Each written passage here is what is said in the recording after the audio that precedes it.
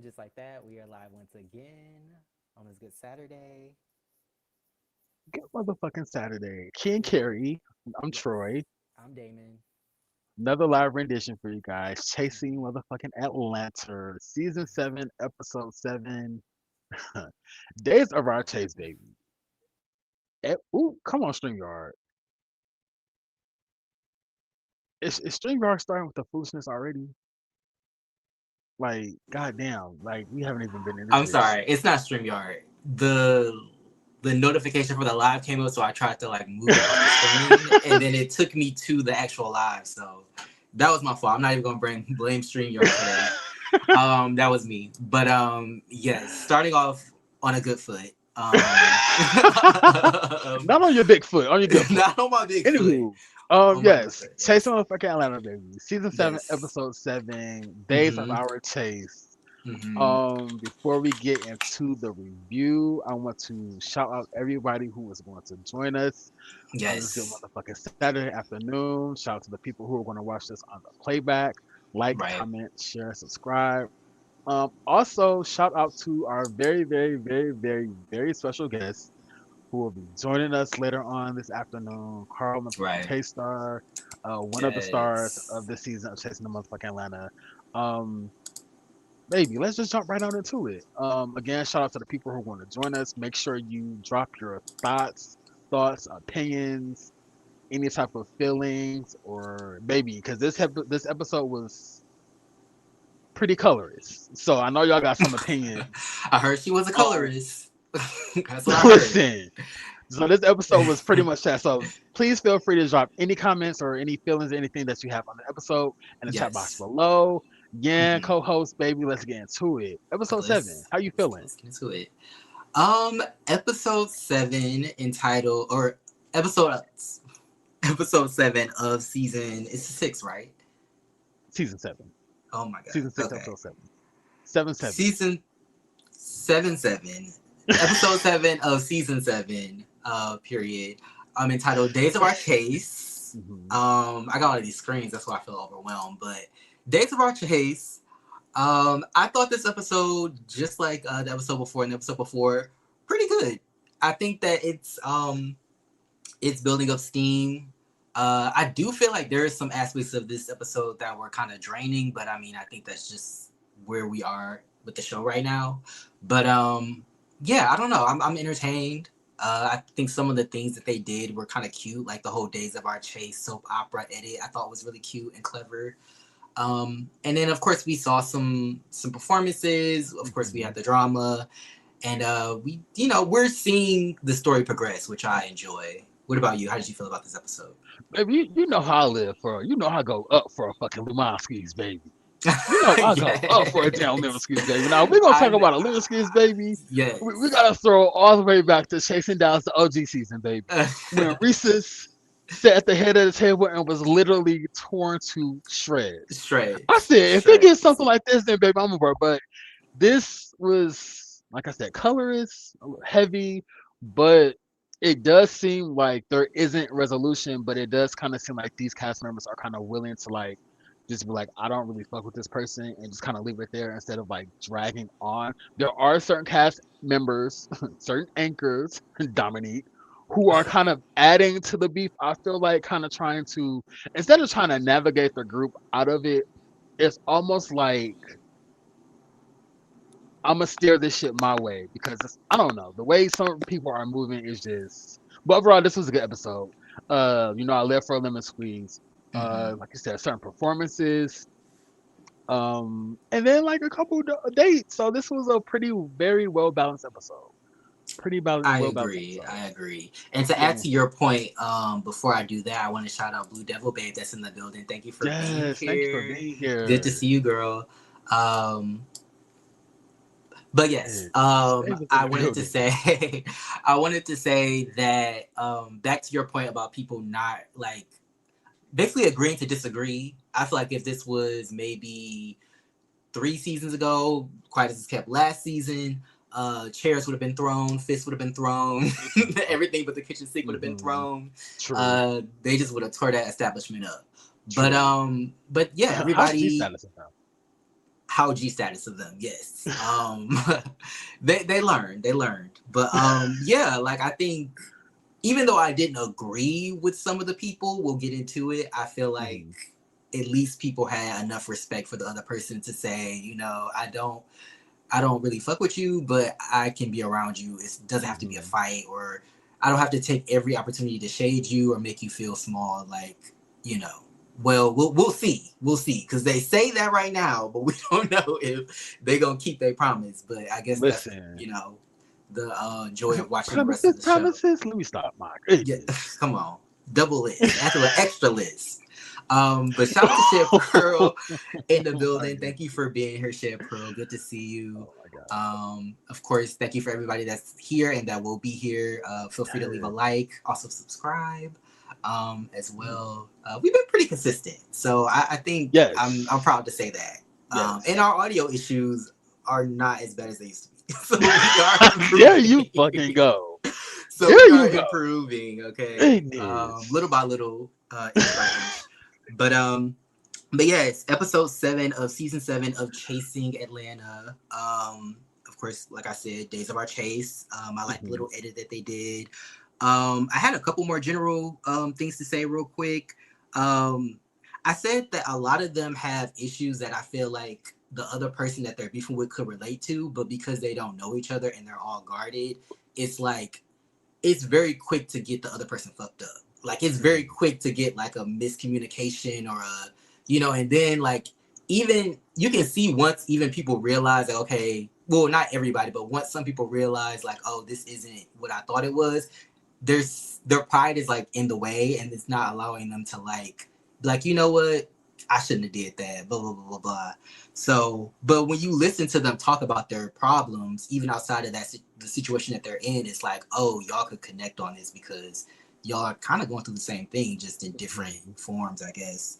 um I like the editing in this episode because I think it broke the tension at times. Like there would be times where people were really going at it and then they would something would happen and then they would make light of it, and I feel like that kind of alleviated the tension, made it less Noel. negative. At least for me, I'm sorry Noel, to but cut you yeah, off. He was no, definitely no, the no, comedic relief for me this episode. right, yes, Noel was definitely MVP this episode. Mhm. Yeah, lightening the tension.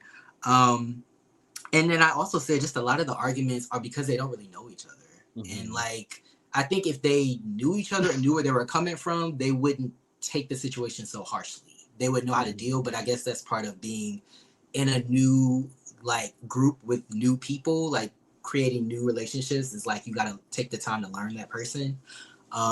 But yeah, those are just some of the things that I noticed. But yeah, let's just get right on into it.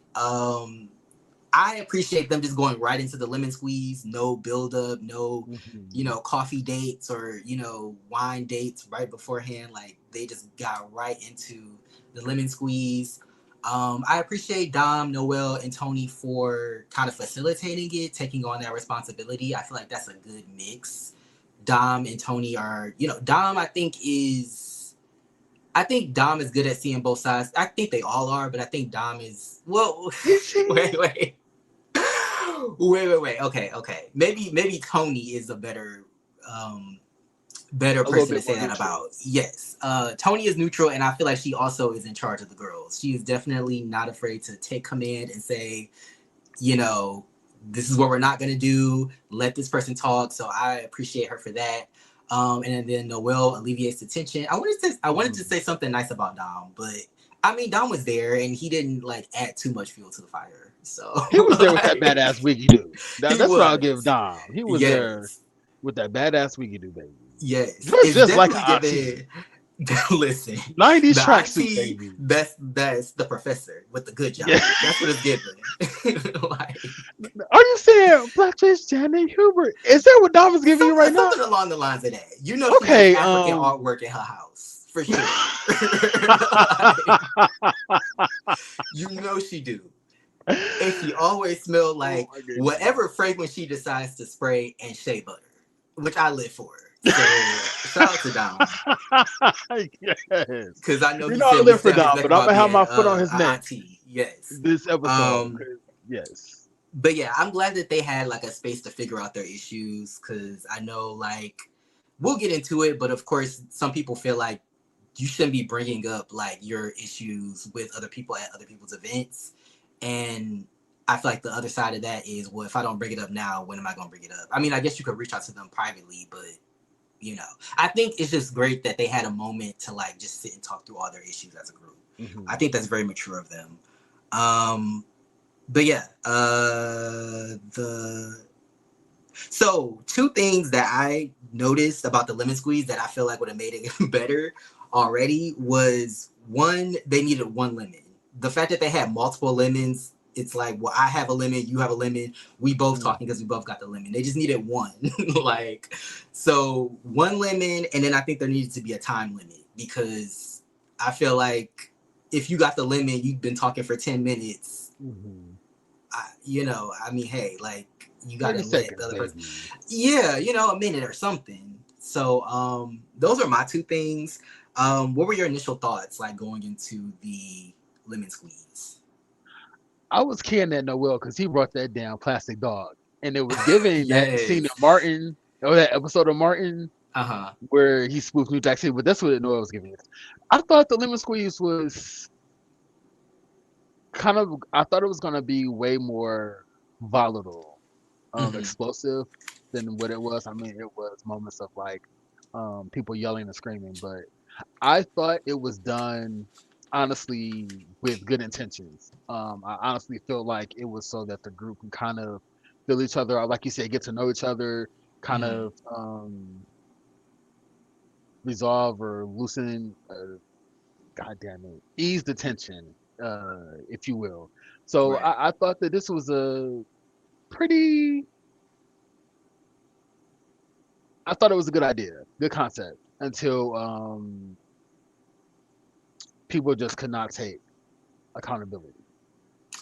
That part. But Well, anywho, that's going into always the that's always the wrench in the always, yes, in the yes. plan, I Also, I guess. do kind of get what you said.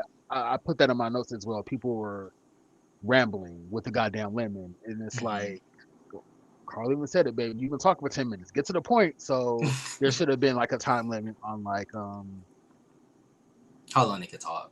yeah, Yeah. very much that. Yeah. Yeah, Also, shout out that's to the fact that there was food there because I thought that they was gonna have everybody in the building, and there wasn't gonna be any food yes. I saw that on the pizza and I table. said, thank God they're fed. Because if they showed up on empty stomachs and I'm glad there was no alcohol. It seemed, I don't think I saw any alcohol. So I'm glad that that was the case as well.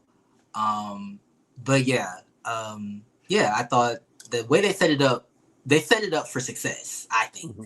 And it seems like you think that as well. So getting into the first little situation, um, Tramel versus Noel, and we joke about the sexual tension. I don't really think there's no sexual tension, but they are they I guess talk about their situation. I guess that kind of blew up at Dom's birthday party. I guess there was some talk in the group chat, and Noel was talking about Tramel's age. Tramel, talked about how Noel isn't successful, or I guess he's not Candy because Candy is successful. So I don't know. I felt like this. I didn't think it was as serious as I guess I realized it to be in this moment. The fact that they brought it up. I thought it was just a cute little back and forth, but I guess we find out that there was a little more seriousness to it. But I'm glad that they were both able to handle the conversation and like kind of admit their wrongs. I know Noel like apologized because he said like I didn't really mean it in a malicious way. I think honestly he was just kind of projecting since since he is approaching 30. So, maybe he feels like there's a change happening in his life, I guess. And so, I need that's Noel. scary. Love Noel to pieces. I need Okay. Noel in a 13 going on 30s reboot. You know what? Period. I would live for that. The Give me fashion. that. I need it. Yes. I need it. The fashions, the Yeah. one-liners. I need Noel in that. But Yes. like during their conversation, not Noel, I'm sorry. Tramel said that he made the comment like you'll never be Candy, Candy's successful.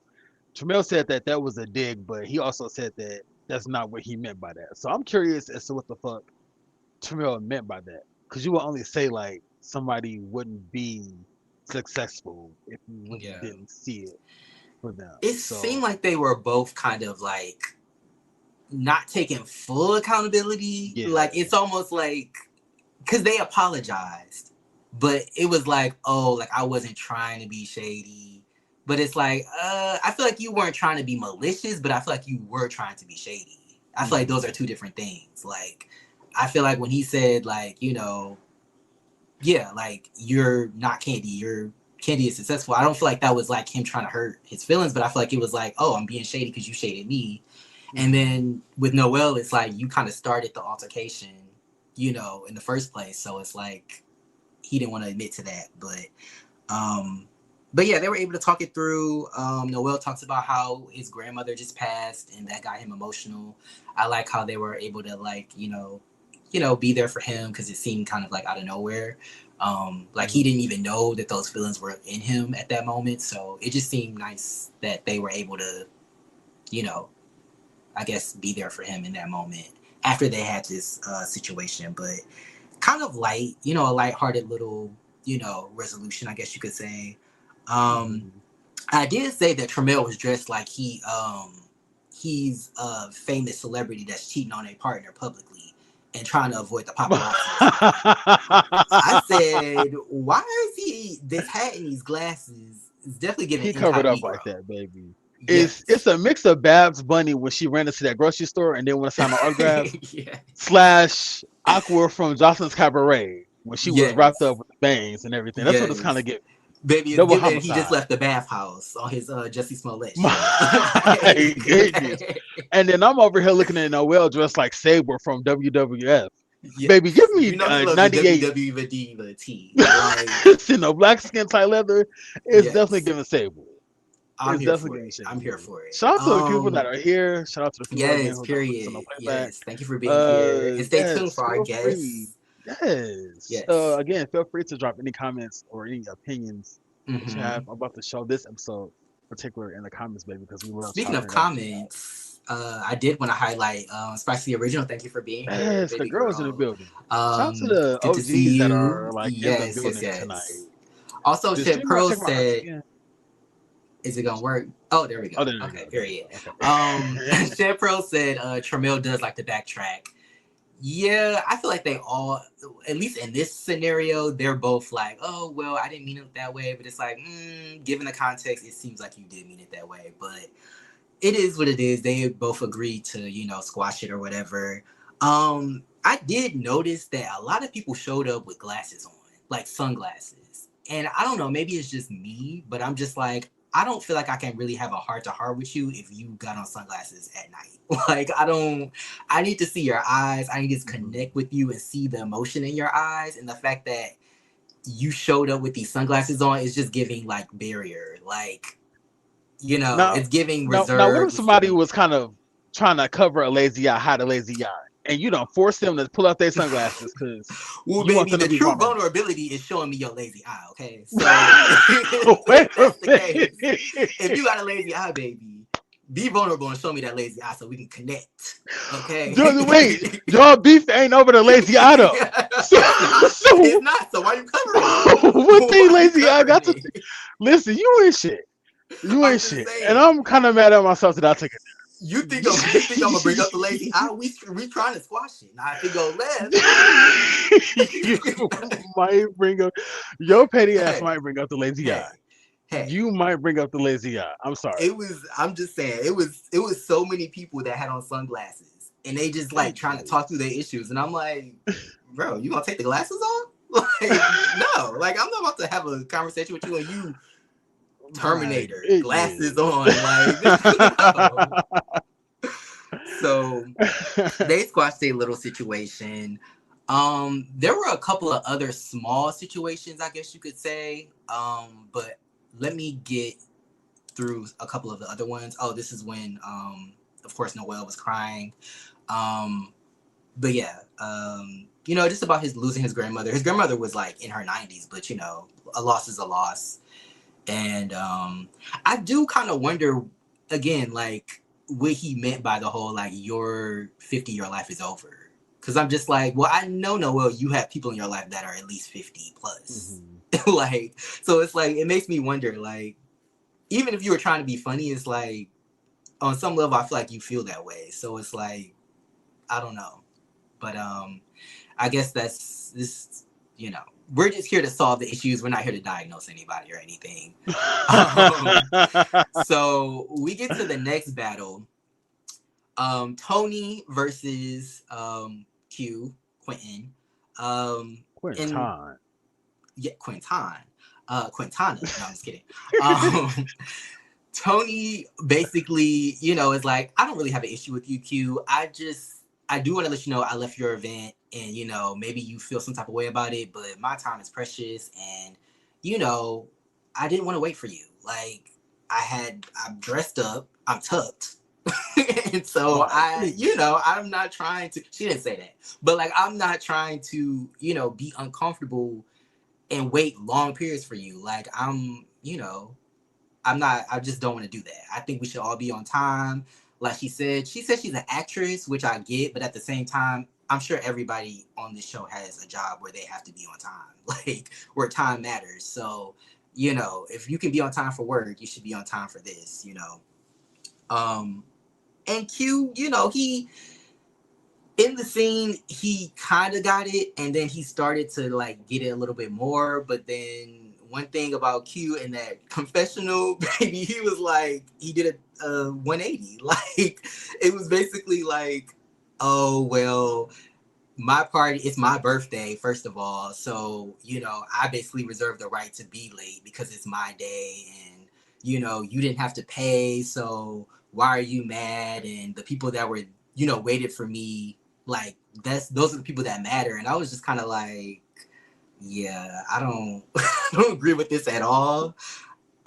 Yeah, it was rubbing me the wrong way. I still like Q, but I just feel like, one, I feel like he needed a party planner or somebody to coordinate the situation. Mm-hmm. Like, so even though you're not there, there's somebody making sure, like Tony said, the show is going on. But on top of that, I just feel like, It's a especially at, birthday party and it was giving let out. My goodness. yes, and also, like, I'm sorry, baby boy, you're 30. Like, it's not your quinceanera. It's not your first birthday. You've had 30 of these already. I get it, your birthday means something to you, but it's like, bro, we're grown, we're adults. Like, it's not, again, you're not a child, you know, on their fifth birthday. Like, you've had birthdays before, and I get it, it's a monumental one, but I don't think that gives you the right to be rude or like inconvenience people to that degree Right. because it's your birthday. It was Right. kind of giving Bryzilla tease. I was like, I don't like this cue. But And I said that's exactly why Carl be checking temperatures the way he does. yeah, Because bitches I will can say see something that. in your face and then in a Yeah, confessional be a completely whole different different. story. Yeah. Yeah, so that's why Um, Carl is like but I do kind of, not to cut you off here, because mhm. Q said something that kind of again rubbed me the wrong way. It irritated me a little bit. He said that Tony got in free, so I guess she shouldn't have an issue with him being 3 hours late to his party. Now And I that was was something like, else that annoyed me because I was just homeboy, like, if free she or did not, pay, she wouldn't have got her money's worth. right? I would have wanted a refund. Like, what do you And then mean? they said Like, homeboy ain't had no food at the damn party, so you want me to wait on an empty stomach? Like, yeah, no, that's doing too much. And then he's like, it's my day, it's my day. Not really if you were styling people.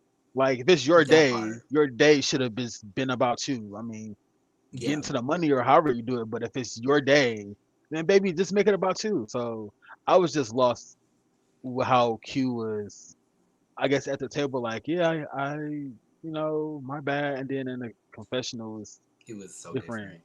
different. But Um, like, also, ballpark. I'm thinking like, if it's your birthday party and it's your birthday party, so you're having a party and it's your birthday, why would I ask you to dress me? I feel like that's a rude thing to do. Like, I feel like you probably already have so many things going on. I'm not gonna ask you to style me on your birthday.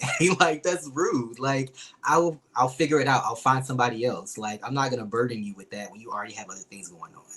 But That part. I don't know. They squashed it. But yeah, you know, they both kind of had things to say in the confessional, but I feel like Tony's, what she was saying in the confessional was what she was saying in the scene. Like, she was giving like the same energy in both. Q was not, honestly. But yeah, Shet Pro said, I like Q, but that was so nasty, so rude. Yeah, and I like Q. I feel like, also, I just want to give him his kudos because I feel like he was kind of, for the most part, when people were going back and forth, he was trying to get people to see the other person's POV, which I appreciated. But there are little moments where I'm just like, ooh, I see the self-absorption in you. Like, I see you being a little self-absorbed, a little too into yourself. But yeah, that's cute. So then we get into a couple of other like beefs, I guess you could say. There are some small beefs, I guess you could say. Tremel and I guess so basically, I'm trying to find the words to say this, but Dom basically brings up the fact that I guess at Tremel's listening party, that he played a song and the song was giving diss track. It was giving Hiss. It was giving Bigfoot. It was well, not Bigfoot. It was good. It was it was giving you Hit know, him up. hit him Shot up. you. Yes. No Vaseline, if you will. No Because Vaseline. no, never mind. Don't go there. But yeah, and so basically, I feel like Don was alluding to the fact that like, oh, is this about Ken? And he was like, no, and everybody was like, no, and then they kind of just left it at that. Now, do you believe that? And does the shout out to people watching, do y'all believe that? First I thought that the song was about Noel, so maybe I was a Oh, little bit okay. confused Oh, because damn. Okay. Dom had turned to Noel and was like, he wrote a song about you. How do you feel about that? And Oh, then I missed that Tramiel was part. like, no, I didn't. When I was like, oh, the song was kind of about him because Mm. he kind of shut his music career. So Tramiel did kind of backpedal in that sense. But I'm like, Dom, this isn't your beef. Stop being a weirdo. There So we this is the go. shit that I'm kind of talking about, like Don being the anchor, but he's going about it the wrong way. Do Like, you think, not to cut you off, but do you think he's like trying to put it all on the table so that like maybe they say they're good no, now and then because that's not his beef. that's Like, true. that's It's not not his, his but beef. yeah. What else you say? Bitch, that's my motherfucking teeth. Like that part. Like that's just Dom being a weirdo. And I love Dom, my Gemini brother. But this Yeah. episode, I was looking at him sideways, like you moving funny, homeboy. This was Hmm. a particular instance. I'm I screaming. said, not you trying to squeeze the lemon and it got shit to do with you, but you've been up Q ass for 3 episodes because he didn't follow you on Instagram. Baby, why don't you squeeze that I damn lemon? forgot about Why don't you I squeeze that forgot motherfucking about lemon? that. Shit, you worried Ooh, I about something forgot that got about nothing to that. do with you. Why don't you Yeah. jump on that? But this I was just like, let's not do that. But I am I happy think, that Noel just kind of paid it dust and was like, no, I don't. yeah, We can they just move both just forward. swept it on it. Yeah, Yeah. I think one of the issues with being an anchor though is the fact that like it's kind of the Shawnee O'Neal of it all. Like you want to be the leader, but you're not also in, nostrils yes, in the mix. the Okay, Rashadi of it all. You want to be in the or the mix, Natalie but you Nunn. also, or the Natalie Yes, Nunn. But you want to be Natalie the Nunn CEO owns and the it. baddie. Natalie Nunn owns it though. I would say that about her. She's in the mix and she's also like running the show, but she's like, oh, I'm doing True. both. I don't Yeah. care. I'm doing both. True. So I feel like True. with, in these other cases, it's like, I want to be the leader. I want to be the anchor, but I also am a little messy and don't want to admit it. But yeah, I thought the diss track was cute, but honestly, even if he admitted to it, like I feel like Noel would have been like, oh, okay, like I might come back with one, and then we just go bar for bar. Like I don't think it would have been that Get big to of the an booth. issue. That part. Get in the booth. Well, I don't say. Like, but yeah. So then we get into another beef. I'm sorry I didn't clip out these specific issues because they were so small. Nova basically, at first I thought she was joking, but she basically is like, oh, I have a lemon with Noel. And so I'm like, oh, okay, like interesting. What's this gonna be about? I forgot that she had shaded him about, I guess, the Q's first event, the way he was dressed with the wig and the dress. Said he was looking like Medea, which I was like, I don't know about that. But but she was basically like, oh, I didn't really see it for you because when I saw how you were dressed, I didn't know what you were giving. I didn't know if you were trans. I didn't know if you were. She thought he was a cross dresser, which I was like, girl, what? Like, what are you talking about? Like, cross dresser? Like, I don't know. Me personally, maybe because I saw Noel before that scene, I was like, oh, it's just a gay boy in a wig. Like, duh. Like, it's Atlanta. Like, of course, like, people, just because you're in a wig and a dress doesn't mean that you're a woman. Just like if you're in pants and a t-shirt and a fitted, that doesn't mean you're a man. Like, people wear different things based off of how they feel. But she was basically like, yeah, I prejudged you. I'm sorry. Like, I shouldn't have did that. And so they kind of get into a conversation just about, like, I guess, presentation and just taking up space. Tony kind of expounds on, I guess, what Nova was trying to say, in the sense of, trans women are already persecuted and people will use certain imagery to kind of paint a narrative about trans people. And so that is obviously detrimental to the trans community because people will think, oh, you know, in the news, all I see is, a man in a wig, like, somebody that is not conventionally, doesn't look like a conventional woman, I guess. So when I see you, a trans woman, I'm thinking that's what you're going to give me. Which I understand, I think is valid, but at the same time, it's like, I feel like people should be able to present how they want.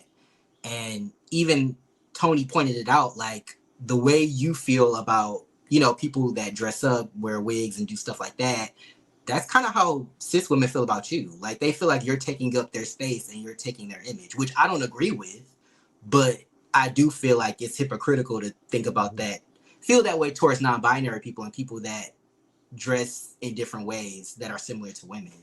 So I don't know. To me, it was an interesting topic. Obviously, they didn't go too in depth because that's not really what this gathering is about. But I also was like, girl, the insecurities are just screaming. I don't want to sound like a broken Literally record, just pouring. but baby, your insecurities got you thinking Noel is a cross dresser. Like, it's crazy. You have yet Like, to do the work upstairs, and that's why we see the evilness spew from your pores on the bring day. Premiere. Bring Premiere. Oh my Where's goodness. he at? Because baby, she needed Toricia, that. no one, baby. She needed that. She needed that. But I said, goodness. And the fact that nobody was kind of checking, like, Miss Banks, they not be really correcting like, her, la it was la la like, la la la, for the real, for whole real. movie. Like, goodness, baby, get the light skin Baby, out your ears. Get the Puerto Rican out listen, of your ears, baby. Because that's what it's listen. giving. They be You know, just I'm sorry, blind to the bullshit. deep cut. Mm-hmm. It's given that episode of SpongeBob where his breath is really hot and Patrick, Patrick don't have a nose so he can't smell it, so it didn't phase him. Right. That's what That's what this it's is giving. giving right I now. can see that. Nova is spewing bullshit and then Yes. they just kind of falling for it and it's letting it pass because she's Puerto Rican. Yeah. Rican. Am I Maddie T.S. Maddie voice? Yes. Yes, Rican. Ricken. Yes. That's what it is. Yes. Period, Trey Carter. But it's um, nonsense. And this yeah. episode, I was like, a lot of people looking at a lot of people like, damn, Yeah. like, I'm like, oh, I like most of y'all, but I'm just like, I just yes. don't see how y'all can just sit here, especially when it's like, again, like Dom, for instance, it's like you bringing up something that has nothing to do with you when it comes to the diss track with Tramiel and Noel, but it's like when it's something that you could honestly like step in and say like, hey, this is not giving what you think is giving. You're quiet. And I don't know. Maybe they all know something we don't. I'm not sure. But I do feel like that is a weird thing.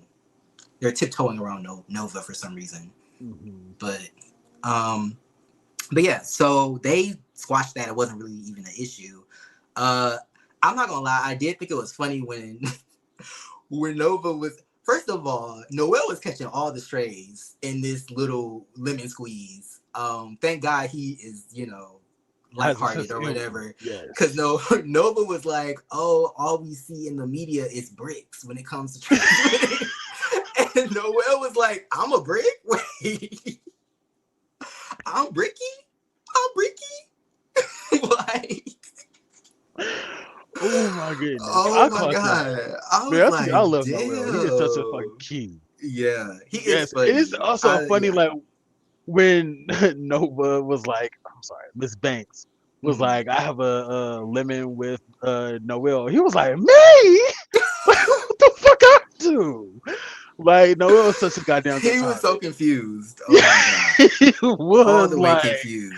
what did Um I do? Oh crazy. my goodness, Noel is Um hilarious. so we go to the next beef. Classy versus sassy, I said. But Kendall versus really also Tramiel, but Carl and Tramiel, I guess you could say. A But yeah, handicap match, baby. basically a handicap match. And you know what? Ken was kind of holding his own. He was windmilling. Mhm. He was windmilling. Um, but they kind of go through the whole birthday party invite gate situation. Um, I don't know. I personally feel like I see both sides. On one hand, I feel like nobody wants their event to be ruined. But at the end of the day, if there's a situation between us, I kind of want to get to the bottom of it. I'd rather it just be put on the table versus like it just being animosity and tension in the air and we just acting like it's not because we don't want to like ruin the vibes. But it's just like, I mean, y'all are a group and this is a reality show. So it's gonna, we're gonna have to get to it at some point. Um, but yeah, I don't know. What were your take? What was your take on this back and forth? K-Star versus Kendali. Um, my first question is, why do people, particularly men in Atlanta, get dragged for having a roommate? So I was like, Nico Yeah. London and his homeboy Johnny would be the perfect people to kind of be spokesman on this hot topic. Like, Now, yeah, also, okay. is it do platonic men in Atlanta get dragged for have like do they get dragged for being roommates, or is it kind of like a do romance and toy soldier? Shout out to all my Atlanta residents. Do they get dragged for being roommates, or is it You're a like mess. I'm You're a just mess. curious? Is there a level to the dragging of roommates in Atlanta? Because I'm just curious. Like I hear like you Okay. remember K Michelle dragging Johnny, and I For love being a roommate. Mm-hmm. I'm just I'm just curious. Let me know. Like, does Yeah. romance and his nigga catch flack for anywho? Can Shout out I to just K say, Dolly, Ken Dolly, shout out to K Star. This yeah, I live for a good recession. I live for a good rebound. yes. Baby. I just want to speak on the roommate situation, I guess you could say. And I Mhm. don't know, maybe it's different. Like I'm in Chicago, and I'm pretty sure Chicago has a higher cost of living than Atlanta. They do. So it's normal to have like a roommate in Chicago. Like I don't have a roommate, but I wouldn't like shade somebody for having a roommate. I feel like it's normal. Also, sometimes people just like to live with other people. Like I know it's the whole idea of, oh, I want to be alone. I don't want to be in nobody's space. I want to be by myself. Some people genuinely like to live with other people. Like that's No just shade, baby. At eighth in Chicago, it was like $70. You kind of need a roommate to yeah, live in Chicago. baby. The rent here is it's high.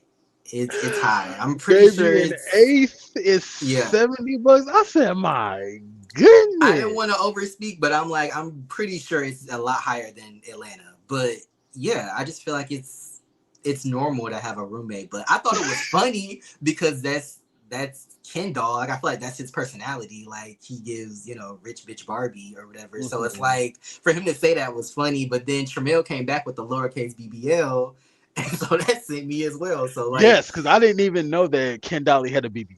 I was like, where is this body been? right.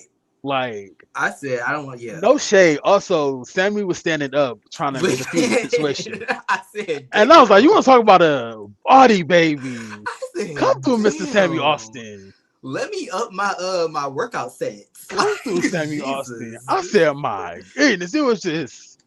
I said, Like come through, body. I I live for said, Sammy. Love Sammy, yes. baby. Hey. Sammy, yes. Sammy's definitely sitting on something. Shout out to him. Um, And of course, shout out to K Star who said he's leaving filming and headed home. Head at Okay, home. filming. Yes, Okay, period. period. Always got something in the works. I know that's right.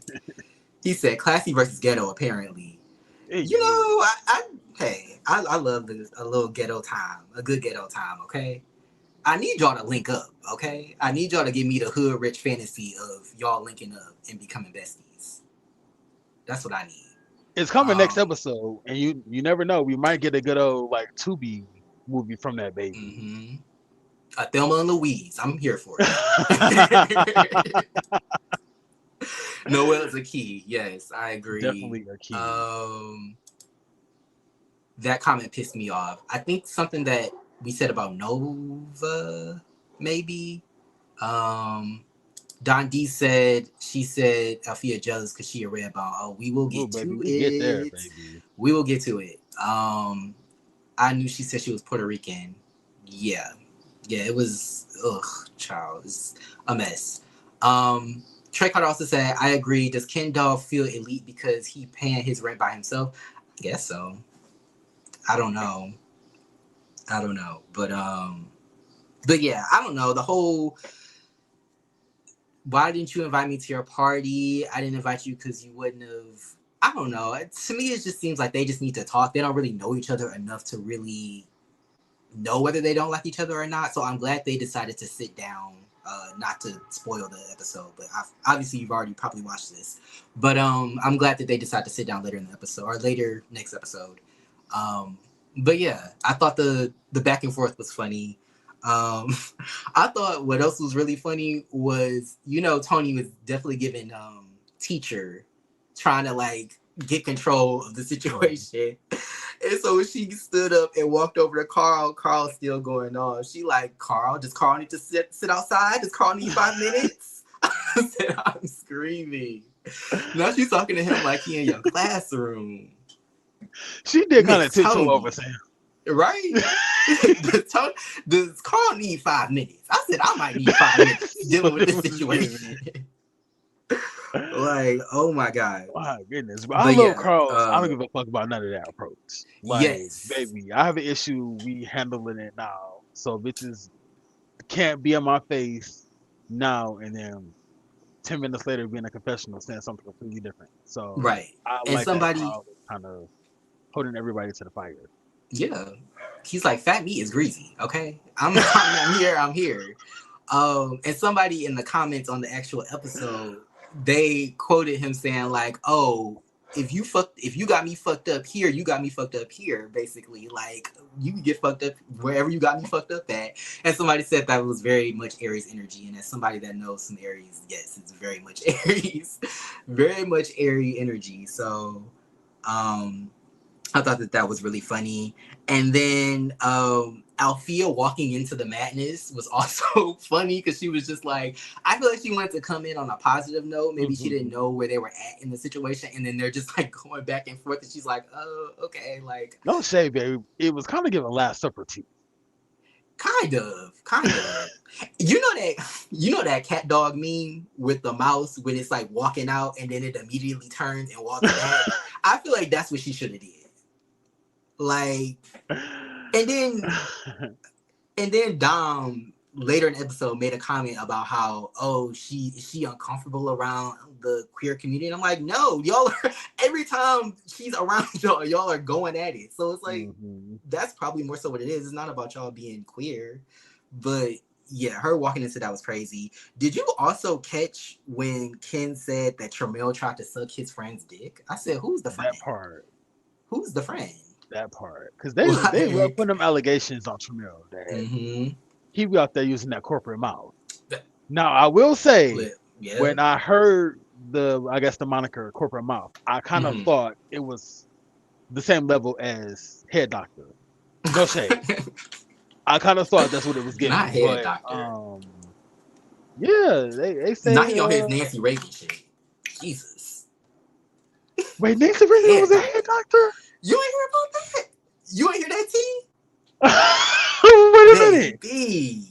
Wait a minute. Say no to drugs, Nancy Reagan? Because apparently, like, because you know Ronald Reagan used to be an actor before he became like before he got into politics, he was an actor. And so I Right. guess like they used to like I guess that's how they met. Like they used to she used to be like not in production but just like around, and that was like they were saying that she was like the head doctor. She was out here. Listen, if she wasn't so terrible and married to such a terrible person, I wouldn't have spilled that tea. But hey, here we are. Just say no. That is a hell of a biography, baby. That Mm-hmm. is a hell I need somebody to get in the studio on that, baby. Listen, Head doctor, hey, the first lady. hey. Goodness. I know she She got can some end stories. wars. I know she got She some can end stories. I wars. mean, she's dead now, but you know, I know she got some. She You know, got a journal floating around this bitch somewhere, baby. yes, yes, yes, Head yes. doctor. Um, hilarious. But okay, so we move on to the next issue. Oh, this is okay. So yeah, this is when I just wanted to highlight how Q was just kind of being the voice of reason. He was kind of like trying to get people to like see other people's sides, so I appreciated that. Um, and then Noel's faces throughout the whole scene was also sending me. Again, Noel is such a key. I think he was like my favorite this episode. I Yes. enjoyed him. And he's I don't think I never disliked him, but he is growing on me. I'll say that. I'll say of But all yeah, the so newbies, yes, of all the newbies, yes. he's gonna get me. So Althea comes in, they take a moment and then they get into the situation. Um Basically, you know, she's like Althea's like, you should go first because you're the one that's, you know, said the comment. And the way Nova responded told me everything I needed to know about this situation. She's like, oh, well, you said it, so that's why I brought it up. And I'm like, well, that doesn't really make any sense to me. You mean to tell me she brought something up to you, some tea, and your response to bring it up is just, oh, you told me, that's why I told everybody? I'm like, I don't think I would, like, honestly, if you told me something, right? Like, you told me some tea, I'm not going to bring it up in front of people unless I don't like you, right? Like, I wouldn't just bring it up to bring it up. Like, I'm going to bring it up because I don't like you and because I'm trying to slight you in some way. Why else would I bring it up, right? I don't know. That's just how I feel about it. Um, I feel like she was just trying to like clearly she doesn't like this girl, and I feel like she doesn't want to own up to it. I feel like she wants to make it seem like Althea is the aggressor and Althea is the issue when it's like you didn't like this girl from the start. And that's why you brought up this tea about her baby daddy. So Nova I don't has a issue with cisgender women, and she's kind of trying to gaslight Nova, she does. Althea into having a problem with her, so that Nova can then in turn say like, "Oh, you're being aggressive. Yeah. Why do you have this like? This is why I don't like cis women because and it's like you've been literally picking with Althea from jump. Althea even Yeah. said like, "Bitch, we modeled like if you had an issue with me, why the fuck wouldn't you had said something then like you?" No, it just doesn't make sense. Somebody in the comments said it. I Yeah. said it. Her story is just all over Honestly, the place. yeah. And I don't think Althea did anything wrong. I mean, I don't think in this situation I feel like I'm more on her side. I more understand where she's coming from versus Nova. However, if I were her, I honestly would not give her the time. Like I just would just be like, you know what, it is what it is. I really don't care. And maybe that's just who I am versus who Althea is. I don't think there's anything wrong with that. I just feel like she just came across as more honest and more genuine and really trying to bridge the gap between her and Nova, whereas Nova was just like, no, like I don't like you. I'm over it. I'm not into, you know. And so, you know, that's her prerogative, but I do feel like don't try to make it seem like you're the victim in the situation when you Right. were the aggressor. Like Hmm. I didn't really like that at all. um and then she also said one thing I also didn't like, and maybe this is a production thing, is that some of the things, the two instances that are happening with Althea are two things that we as the audience were not privy to. So, like, this whole, like, baby daddy comment, Nova is saying it like she was talking shit about her baby daddy, which I don't know if that's true. Because if you just say like, oh, well, my baby daddy does OnlyFans, he be putting up pictures and stuff, that's not really talking shit about somebody. That's just saying that's what they do.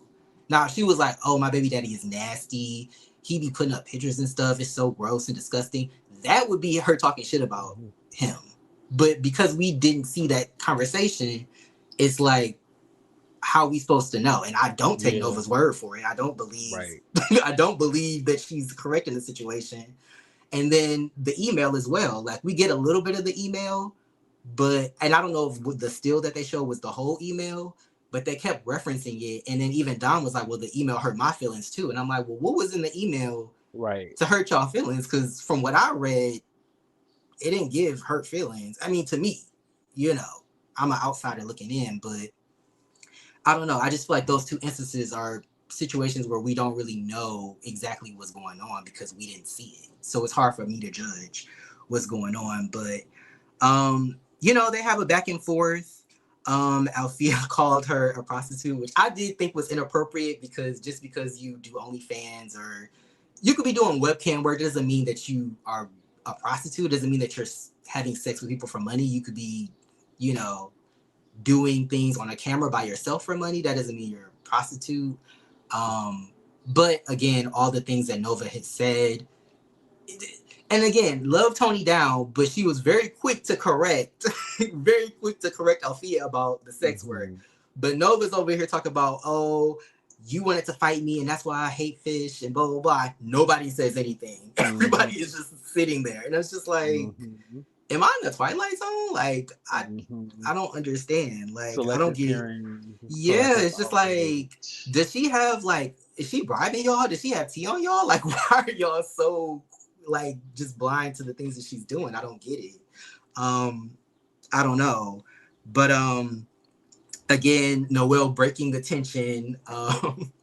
So basically, Althea is like basically bringing up the instances of you throwing shots at me, like Nova throwing shots at her. And so she's like, when we were playing the game, you said who could easily be beat up, and you said Althea. And she's like, well, you are, small. And I'm like, Nova, you're smaller than her. No shade. Like your arms are smaller than her. So I don't know. Obviously, I guess she wouldn't say herself, but it's like, she's like, oh, you're tiny. And then she's like, oh, well, Noel is fragile as fuck. So you should have said Noel. And Noel was like, damn, like, what the fuck? Like, just fuck my body, huh? Like, but yeah, I thought that was hilarious. And just a way to break the tension.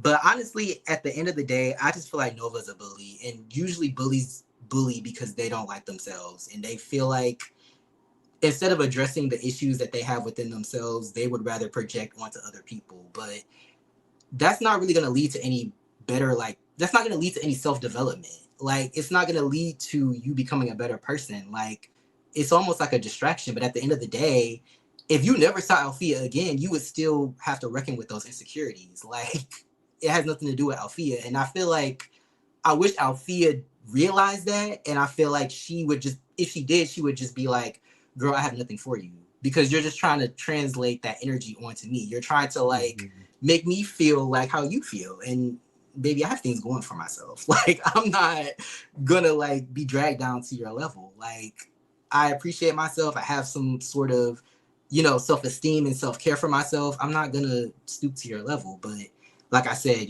I get her wanting to defend herself because I feel like she feels outnumbered. So, yeah, I don't know. Kind of piggyback on something that you said earlier about, I guess Althea's business being told by other cast members. Do you think that production is kind of letting?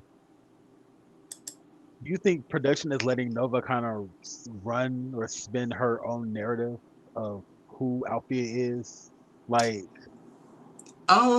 Maybe. I just think, I mean, it happened off camera, and Noel, that's how I understand where Althea is coming from, where it's like this happened off camera. So it's like we as the audience can't really judge how it transpired because we didn't see. All we're hearing is hearsay, I guess you could say. So it's like she is able to spin her own narrative because we didn't see the footage. So it's just like, what are we supposed to believe, But I'm yeah, just I curious as to why it seems like everybody has sided with, like you said, everybody seems to have sided with Nova. I mean, I know Althea had misgendered Nova, that did but even happen. Yep. prior to that, it seemed like everybody was kind of like on the fence or kind of against Althea. So I'm just wondering when that Yeah. actual shift seemed to happen because like she had no other than Tramel and Carl, like she really had no support like during this lemon squeeze. Like Yeah. the shit that Nova was saying to her, nobody came to her defense. But Althea said something and everybody is quick to kind of defend Nova. So Yeah. this lemon squeeze was very disheartening I think because it could be a like couple of they was things just though. letting me. I You think? Not to cut you off. Oh, go ahead. Keep going. I just had a thought about what you said. Oh no, go. I would love I was to just gonna say hear. there was a couple of things that I think is why this dynamic is happening. One, Althea, I guess, not being queer, which to me is weird because I just feel like, at least maybe in the spaces that I'm in with queer people, it's usually a mix. It's like, yeah, your straight homegirl is there, but she keep with the gays too. Like it's to me, it's weird. Maybe it's because it's a platform and like you I think there's an idea of them coming up off of this platform and them getting, the ability to be seen by so many people. And they feel like, well, you're straight. You could go anywhere and, you know, get a platform. Like, so why are you over here with us? But I think it's also hypocritical because I'm sure there are spaces where each and every one of them go out and be amongst straight people and they want to be accepted. They don't want to That be part. they don't want to be Like talked to poorly or treated poorly. Like, could you imagine if like Dom went on another show for VH1 and there was one person that was being shady towards him for being gay, like one straight mhm, guy was being like shady, and then all the straight people are just like, well, I don't know. That's that's your situation, girl. Like, you'd be like, damn, like I thought, y'all may not be gay, but like I figured y'all would like understand where I'm coming from, like, you know. So kind of like Sammy getting booked for the lesbian bar. Kind of same that too. umbrella, but Yeah. they could have been super standoffish and Hmm. They could have been just like, we don't want no man in our, right queer woman's establishment, face. Like, performing like yeah. at that. So like it's just crazy how accepting of other and then for them to kind of say like especially Nova for her to say like Althea doesn't really bring anything to the table when Althea has done more Pot in 7 pedal. episodes than Like, freaking Nova has done. Like it's crazy. Like Althea yeah. is bringing way more to the table. Like so But I it's feel just like, interesting to hear that and then to like not see anybody be like, well, homegirl has been. Anywho, I'm sorry. What were you about to say? no, I was just gonna say, like, I feel like that's her being a hypocrite, like, and projecting as well. Like the idea that she's not bringing anything, but it's like, baby girl, what books have we seen from you? Like, what, like, we haven't really seen you do anything but get your lips pumped, like, Hmm. and get stood up by a dude. That's it. We haven't seen you do anything, so it's just like she's giving us something. She has a child. She's shown that child. Um, It's had a she performance. she's had a performance. She's walked in a fashion show, which you have as well. But who led that fashion show? True. And Like, that fashion show was like 2 episodes. So like I'm sorry, 5 episodes yeah, away. Episode 2, I think. yeah. Um, Nova, I think her whole thing can be dressed up in her comment of, because Althea asks her, like, Althea's like, you're insecure, like, period. And Nova's like, why mhm, would I be insecure? I'm light skinned, I'm a red bone, I have, 30 inches. And I'm like, that's all you have to offer?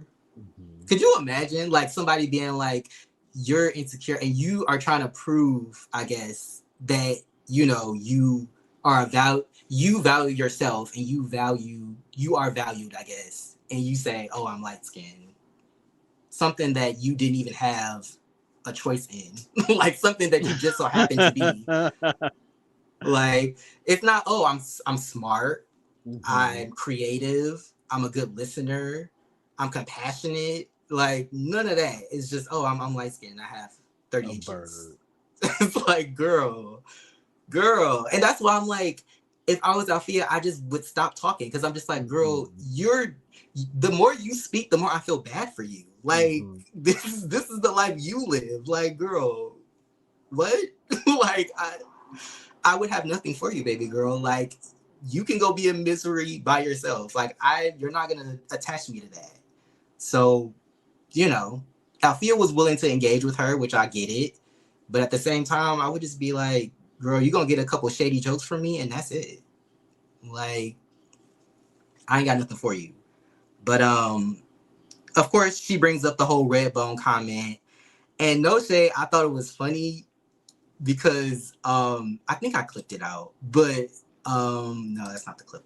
Damn, I didn't clip it out. But the look on Sammy and Noel's face when she said that, they were like, oh fuck. They were just like, oh yikes.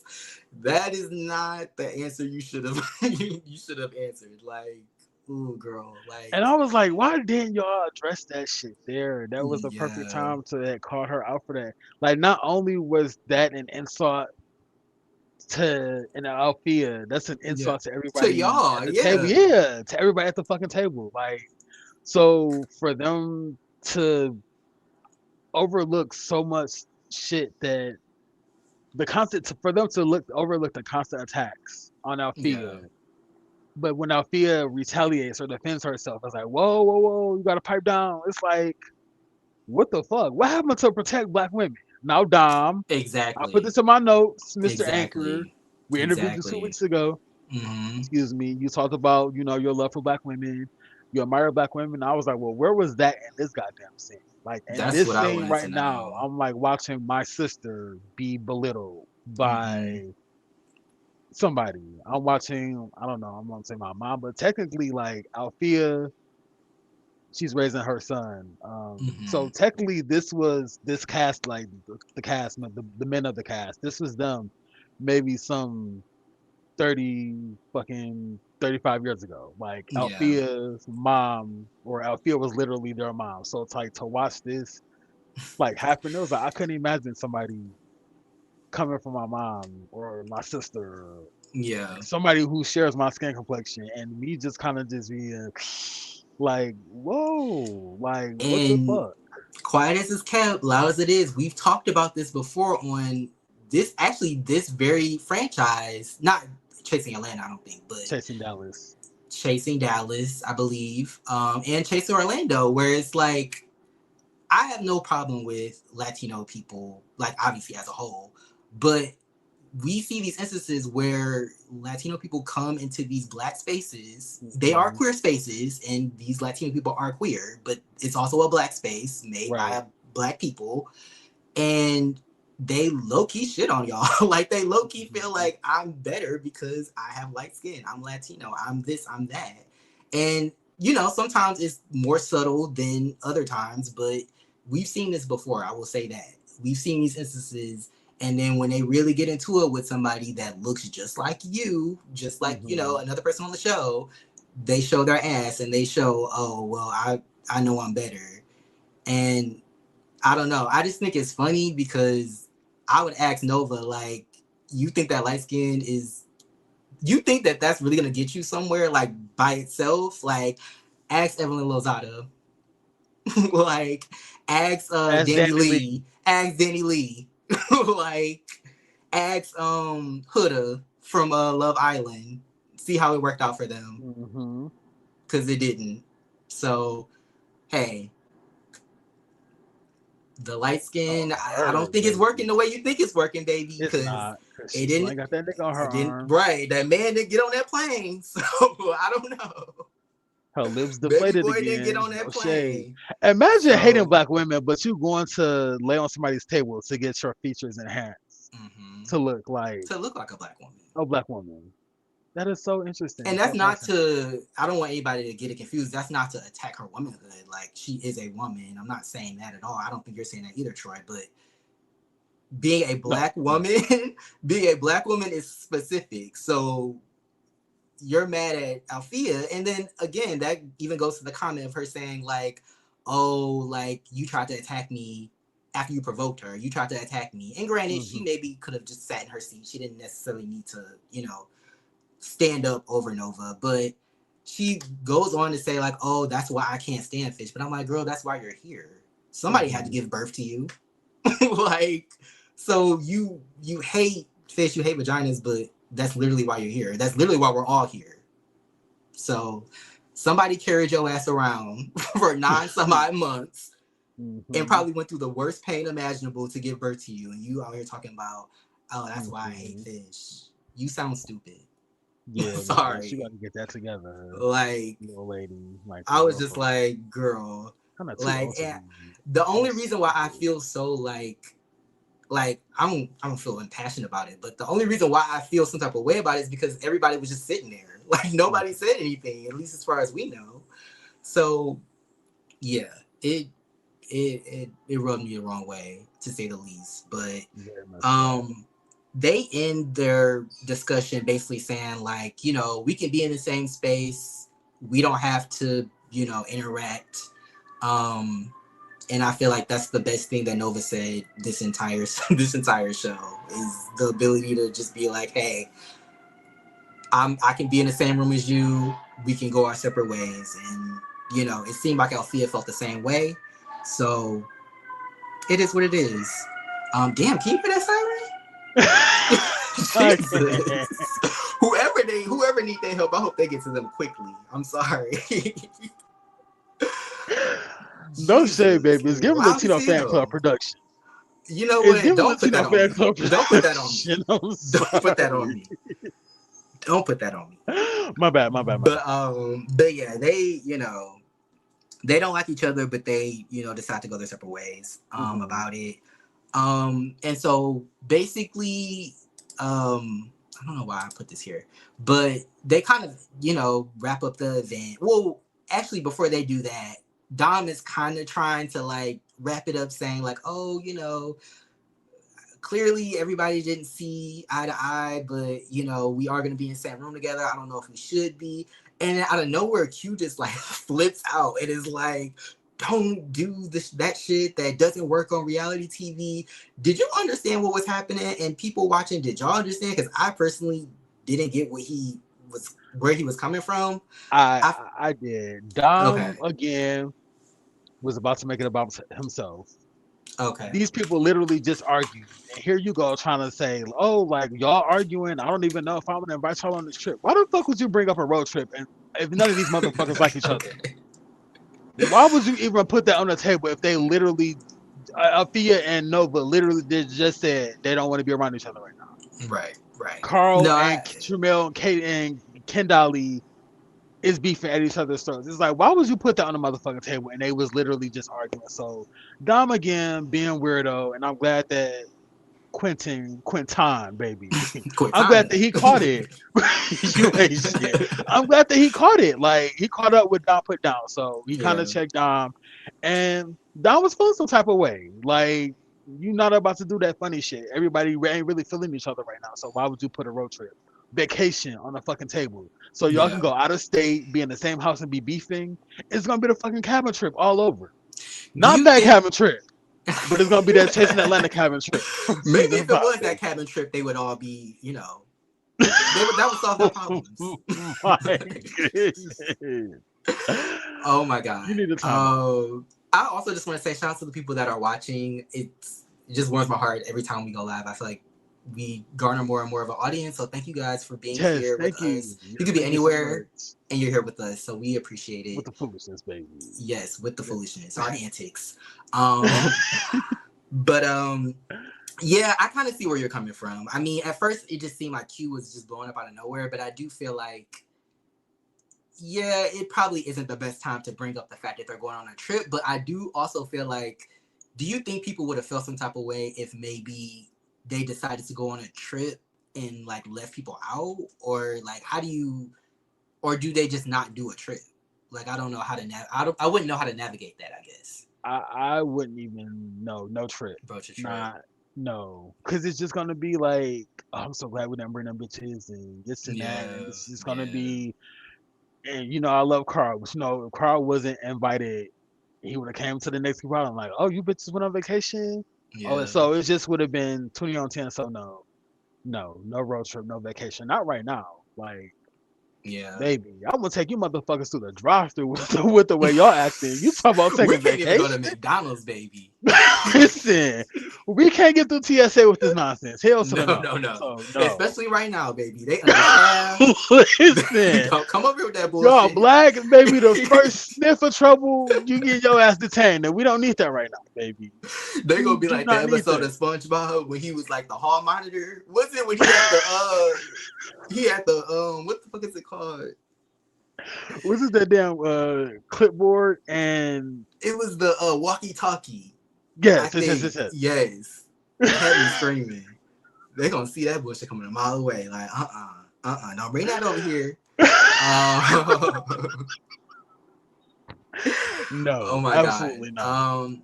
I just wanted to highlight a couple of comments real quick because I know people have been in the comments. Shout out to y'all for giving y'all Yes. opinions. Shout out to New Deal, New Me in the building. Thank you for coming back. They said, I feel like we get too emotionally attached to these characters. We give them no lead way to have personality if we don't agree with them. Ooh, that's interesting. Who are you talking about specifically, if you don't mind me asking?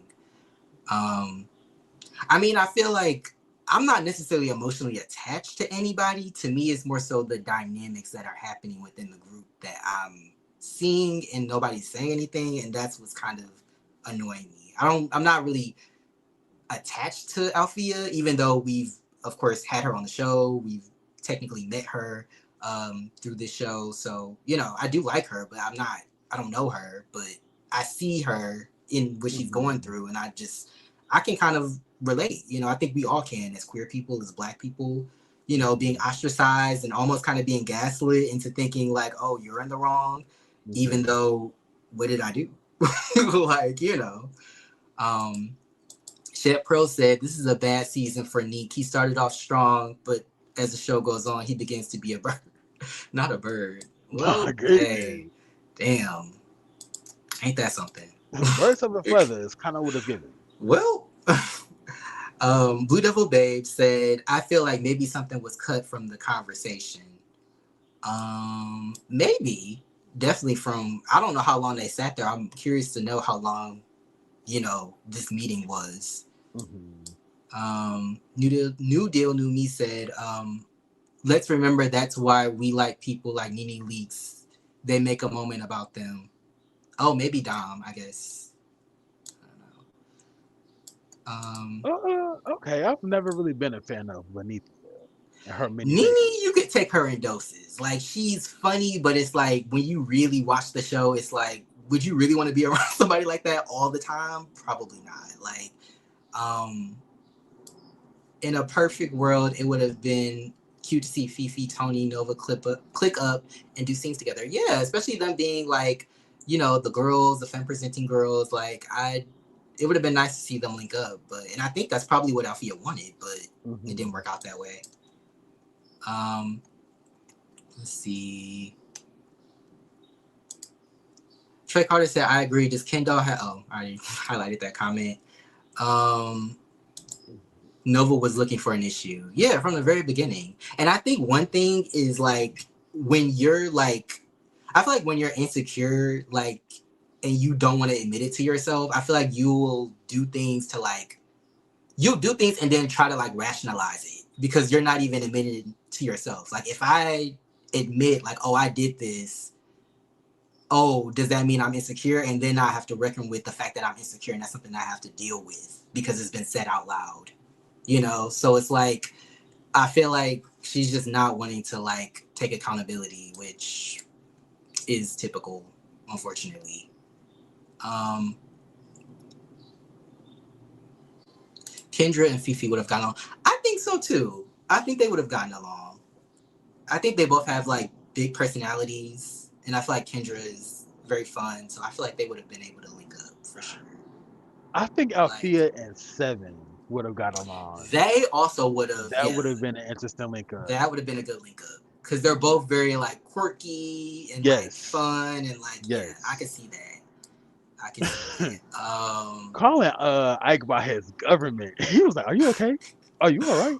What's his government? Akiana? I I'm just my playing. goodness. I'm just playing. Shout out to Ike. And that Snapchat deal. Period. Yes, shout out to Ike on Okay. that. Yes, Yes. congratulations. We live. That part, baby. But yeah, shout out to Jamar that's in the building. Thank you for being here. Yes, EP is in the building. Thank you for Yes, come being through, here. EP. Shout out to everybody that's in the building, that's in the Life chat. is truly Yes. what you make it. I need the theme song on vinyl. Like, I need the theme song real bad. But Yes. let's keep going. So we get kind of a montage of Ken, Sammy, and Quentin in New Orleans, which I thought great. Again, a great way to Yes. break up the tension. Yes. We just had this Absolutely. long, scene, draining kind of scene of, people going through their issues. And then we just get this fun Nola trip. Like, love Nola down. I don't know if we've mentioned it on the show before, but Troy and I have gone to New Orleans before and we had a time. Yeah, we had a time. So much of a time that the last night we was we was out of it. We were making out the house. But yeah, New Orleans treated us well. So it's good to see that they had a good time as well. It looks like they did the red dress marathon thing. Kendall is eating this outfit up. One thing interesting about Kendall is that he's muscular, but depending on the clothes that he wears, he can fill out like a dress or he can fill out like a t-shirt and jeans. Like, I mean, I guess anybody could do that, but like, you know what I mean? Like his body is he's muscular, but he can also, he got a Coke bottle shape, I guess you could say. He's built like shape. He's built like a stripper. He's built like Jim from BGC 10. Period. I'm not mad at that. Mini gun jack, if you will. Little gun jack, if you will. Okay. No lowercase BBL, period. Here for it. But yeah. Oh my gosh. Beautiful dress, beautiful gowns, Q hanging out the window, out the sunroof. I was like, baby, I cannot wait to be outside this summer. Yes, that's New Orleans lit, baby. Just such a magical, chaotic, fun city. Also, Sammy also looked good in his outfit. I don't think I clipped that out, but he also looked great in his red outfit. Yes, they were just having a time. And it's crazy because I guess Q and Sammy do kind of like, I don't know if they've had any solo scenes together. But, they get along, they link up. As we've said, Sammy is... I think Q invited Sammy over to his apartment earlier in the season to kind of explain game night to him. If I'm not... No, I'm sorry. That might have been Noel. Okay. It was either Sammy or Noel, but I do remember Noel coming to somebody's house. I'm sorry, it was Sammy. Okay, it was Sammy. Okay. Yeah, period. Yeah, I'm here for this link up. I think that they're all like just fun and yeah, they're all cool and I'm here for it. I'm here for the link up. I say giving Kat, Kristen, and Morgan. Like I can see that. Money Girls. I can see that. I'm living for this link up. I like that. I think I'm so kind of like happy and high on like this friendship because it started off literally as them platonic, them just kind of getting to know each other. It started off platonic. Where did it end? Listen, it's gonna end platonic, but I guess I say that to say that mostly like these type of brotherhoods start off with people messing around and it's like, oh, it didn't work out, so now we're just friends or whatever. So it's interesting, and it's not even interesting. It's just it's really nice to see them just start off getting to actually know each other and kind of just thrive and network and build based off their interest in their craft. So I'm living for Ken Dolly, Sammy, and Quinton, baby. Like, yes, I like this brotherhood. I'm here for it. Yeah, I'm here for this link up. Yeah, I'm glad that they had a good time. was definitely drinking down. That part. Definitely had a good time. So I'm here for that. And then of course they had like uh um cross franchise link up, I guess you That's could little say. crossover. Like, so there was chasing, of course, Atlanta, chasing Orlando, and chasing LA. I was like, Chasing okay, LA, baby. period. And I'm Um, just now noticing that that's Pablo and Max standing next to each other after they literally yelled at each other all last season. child, you know they got a tumultuous And relationship. then listen, they might have had. That's what it's giving. But Dang. And you Fabio keep in the Fabio in the background, baby. background. Yes. Listen, give me a blade with them damn glasses Uh-huh. on, baby. Yes. I said, Goodness. okay, Fabio. I'm here for That's it. I was But like, yeah. shout out to this link up. And I'm ready to see Andre on Chasing That part. LA. So I'm glad That he was part. there. But I yeah. also hope that Fly King I returns for season 3 of Chasing Oh yeah, I forgot LA. about him. Little Yeah, I George hope so. Jefferson. His George freaks. Jefferson. No shade. Ooh, why are you like that? You don't come for him because you know he a battle rapper. Baby, we'll eat you up. Listen, We'll I'll call eat up you my girl up. Shuni if you're a funeral real quick. It's nothing. I'll call up Don Lady. That's where I'm gonna Not go with that, Shuni. baby. I'm Not gonna call up Shuni the Don Lady. rapper. Shuni the rapper, baby. Get into it. You already know, baby. Baby, a tag I'm team, calling up baby. I'm Shuni. here for it. Oh my god. But yes, I thought this link up was so cute.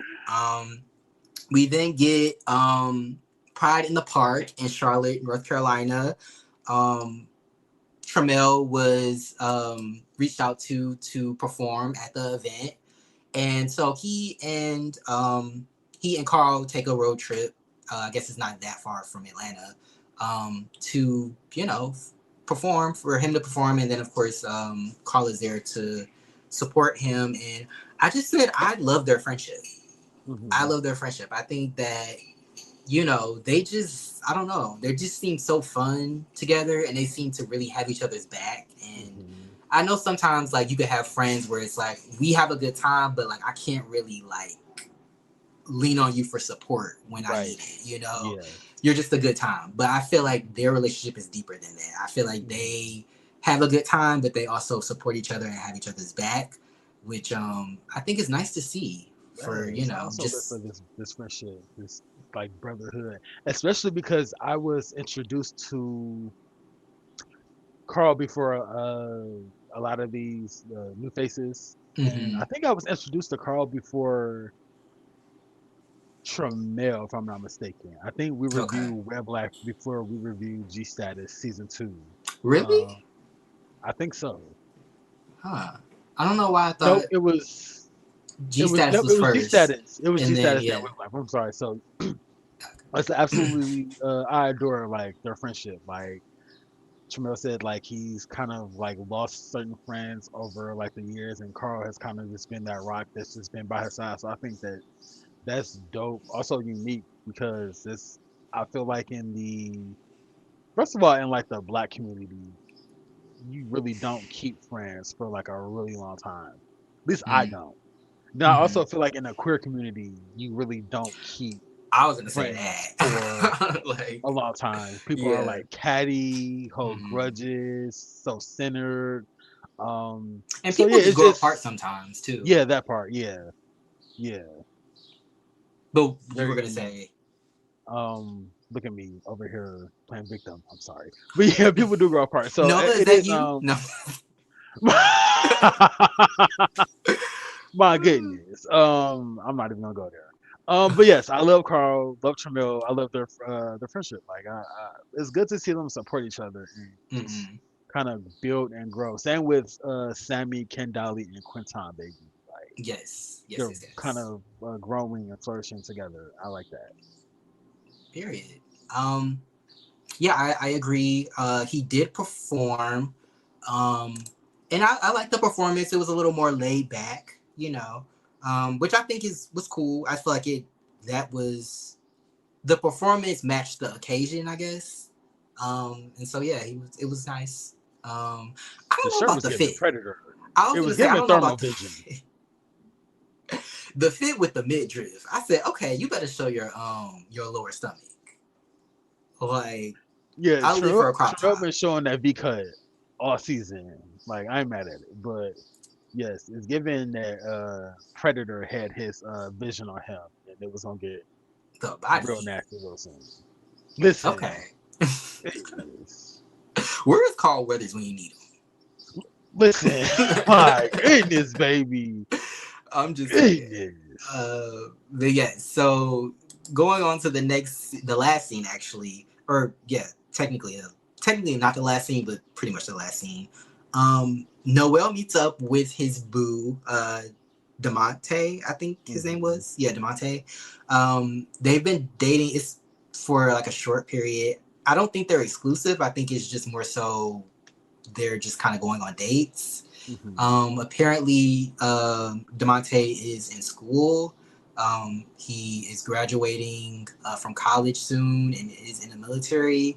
And I said, okay, interesting age gap because Noel is turning 30. And I mean, if you're graduating from college, I would guess like, you're probably in your like early 20s, 22, 23. So I thought that was interesting, like the age gap, but Mhm. not in like a bad way, but just like, oh, okay, you're dating somebody younger.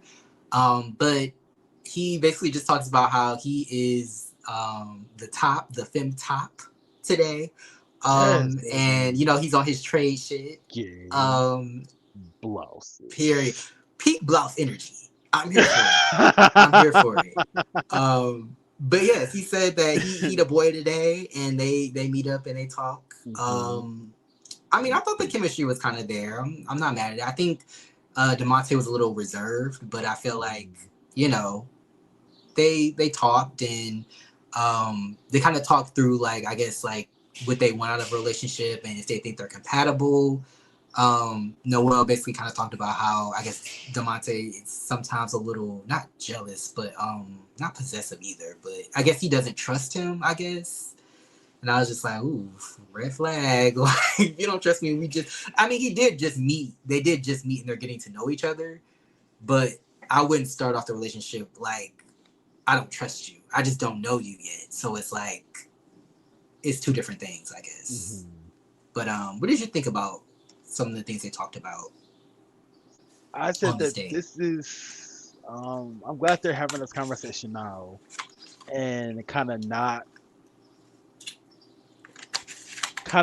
vibing just based off the fact that like they're both attractive and that they're both attracted to each other.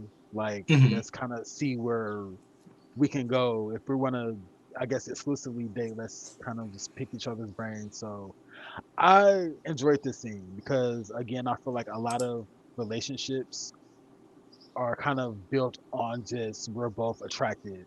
So let's just be attractive together. There's really no real mental connection. You really don't know each other and then you that's when you find out like, oh, this motherfucker is literally like crazy. So I enjoy watching people go on dates and getting to like know each other and see if they're like compatible or not, baby. Because if they're Yeah. not, put them on like 90-day fiance or some shit. You said let's see the chaos. Let's see the Like, goddamn chaos, baby. Put them on like 90-day or maybe a little love love after after lockup. lockup. Yes, you read my mind. Get out Child, of child. my head. Not love after lockup. Goodness. Love after lockup, baby. Oh, this scene was interesting because, of course, they talk about just like dating, and I thought about like how my dating style and how I, I guess date. I feel like I'm more the type of person to have fun first, and then like if we still like each other after the fun has been had, like it's like oh now we can maybe talk about being in a relationship. But the first like bit is like us just having fun and getting to know each other. It's not that deep. But I guess like it's important to be intentional and to go into something knowing like, okay, I want this, I want that. If you want to be in a relationship, um, but they met up with Noel's friends. I think. Hmm.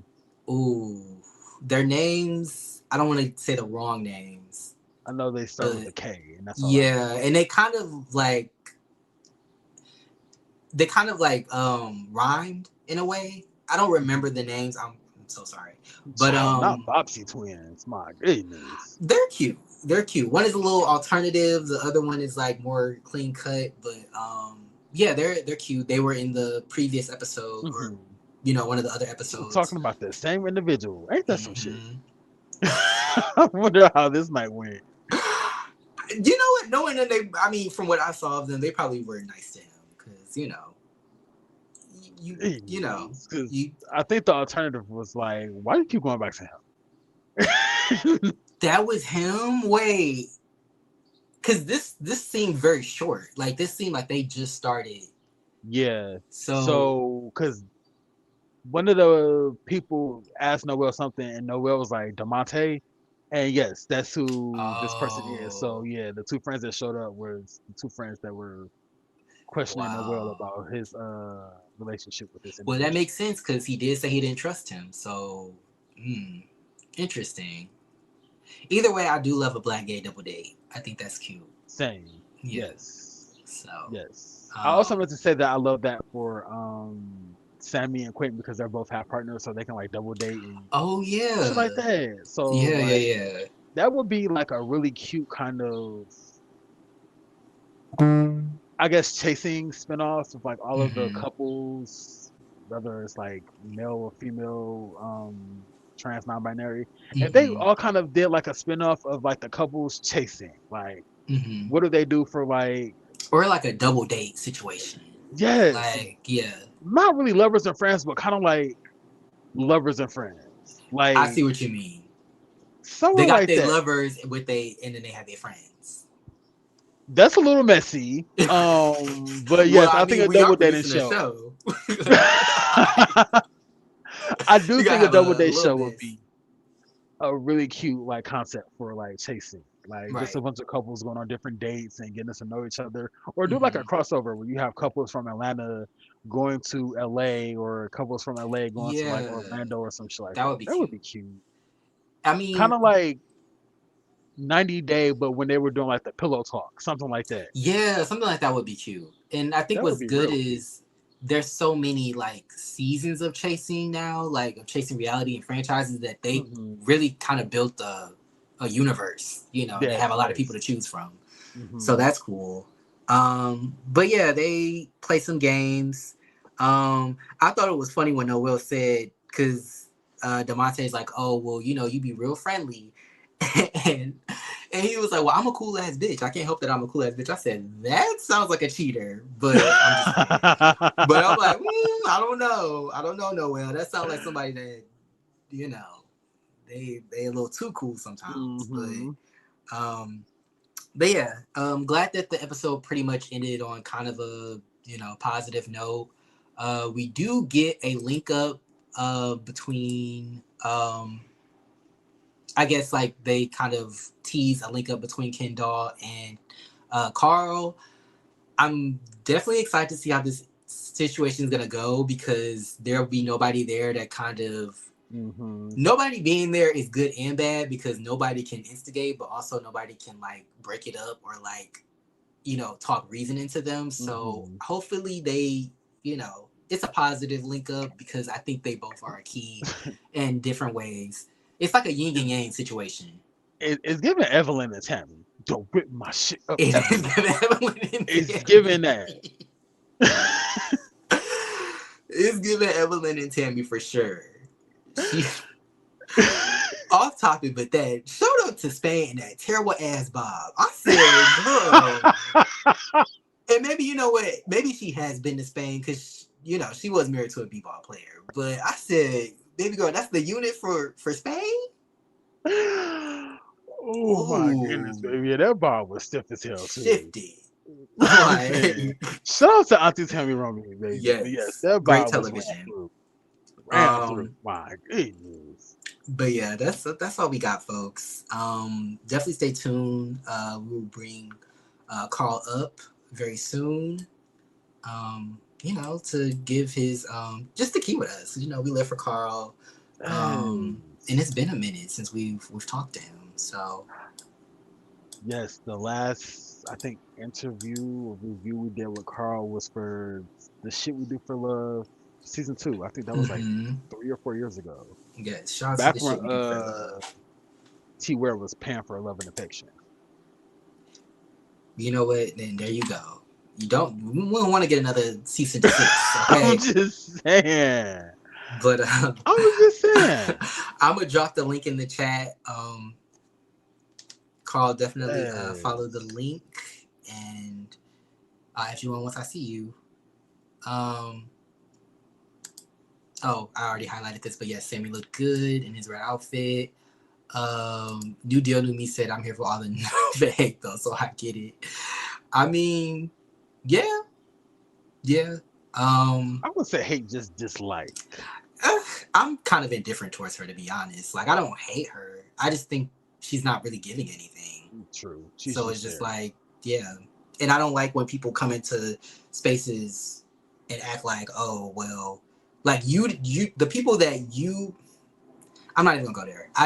I'm indifferent towards her, but I see who she is, and I just wanted to call it out. So, who's just a grand just, oh, his YB shit. Yes. Shout out to YB. And shout out to G Baby Who Baby who's in the building. Good to see you, girl. Yes.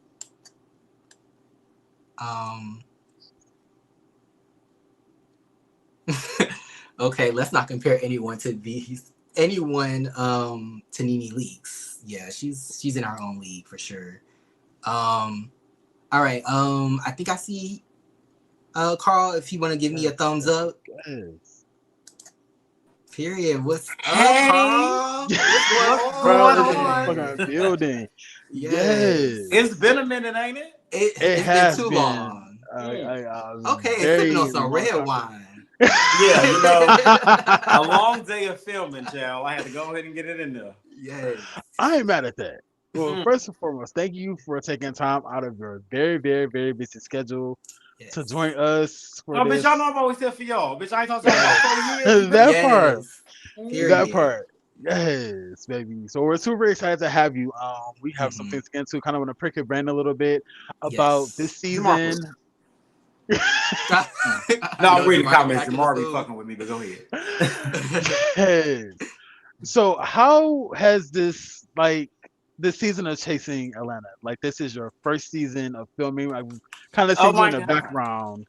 Like, what has this experience been like filming with this group of individuals? And what is it like kind of having Tramel on the cast with you? Yes.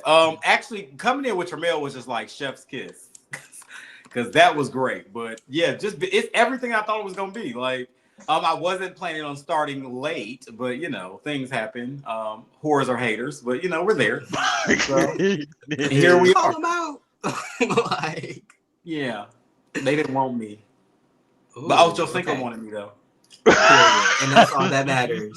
That's all that matters. So wait, so somebody, I'm sorry, Ian, somebody was trying to stop your back? Yeah, binge worthy. Yeah. Oh. I'll tell y'all more about that later, but yeah, that's why I ain't start with everybody. Interesting. Yeah, I'll give y'all the whole. I'm waiting for the season to be over so I can really. Y'all know me. I've been running my mouth. It's been hard for me to be quiet. That's why Jamar. I've been trying to be quiet. Cat, like, don't spill too much. I'll wait until the reunion, then bitch, I'm calling on everybody platform to have me, and I'm telling everything.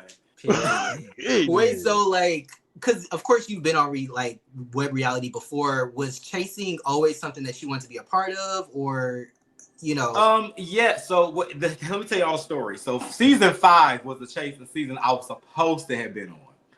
So my manager, best friend, Danita, shout out to D. Rashawn. She's the one who wanted to, get me on chasing that season.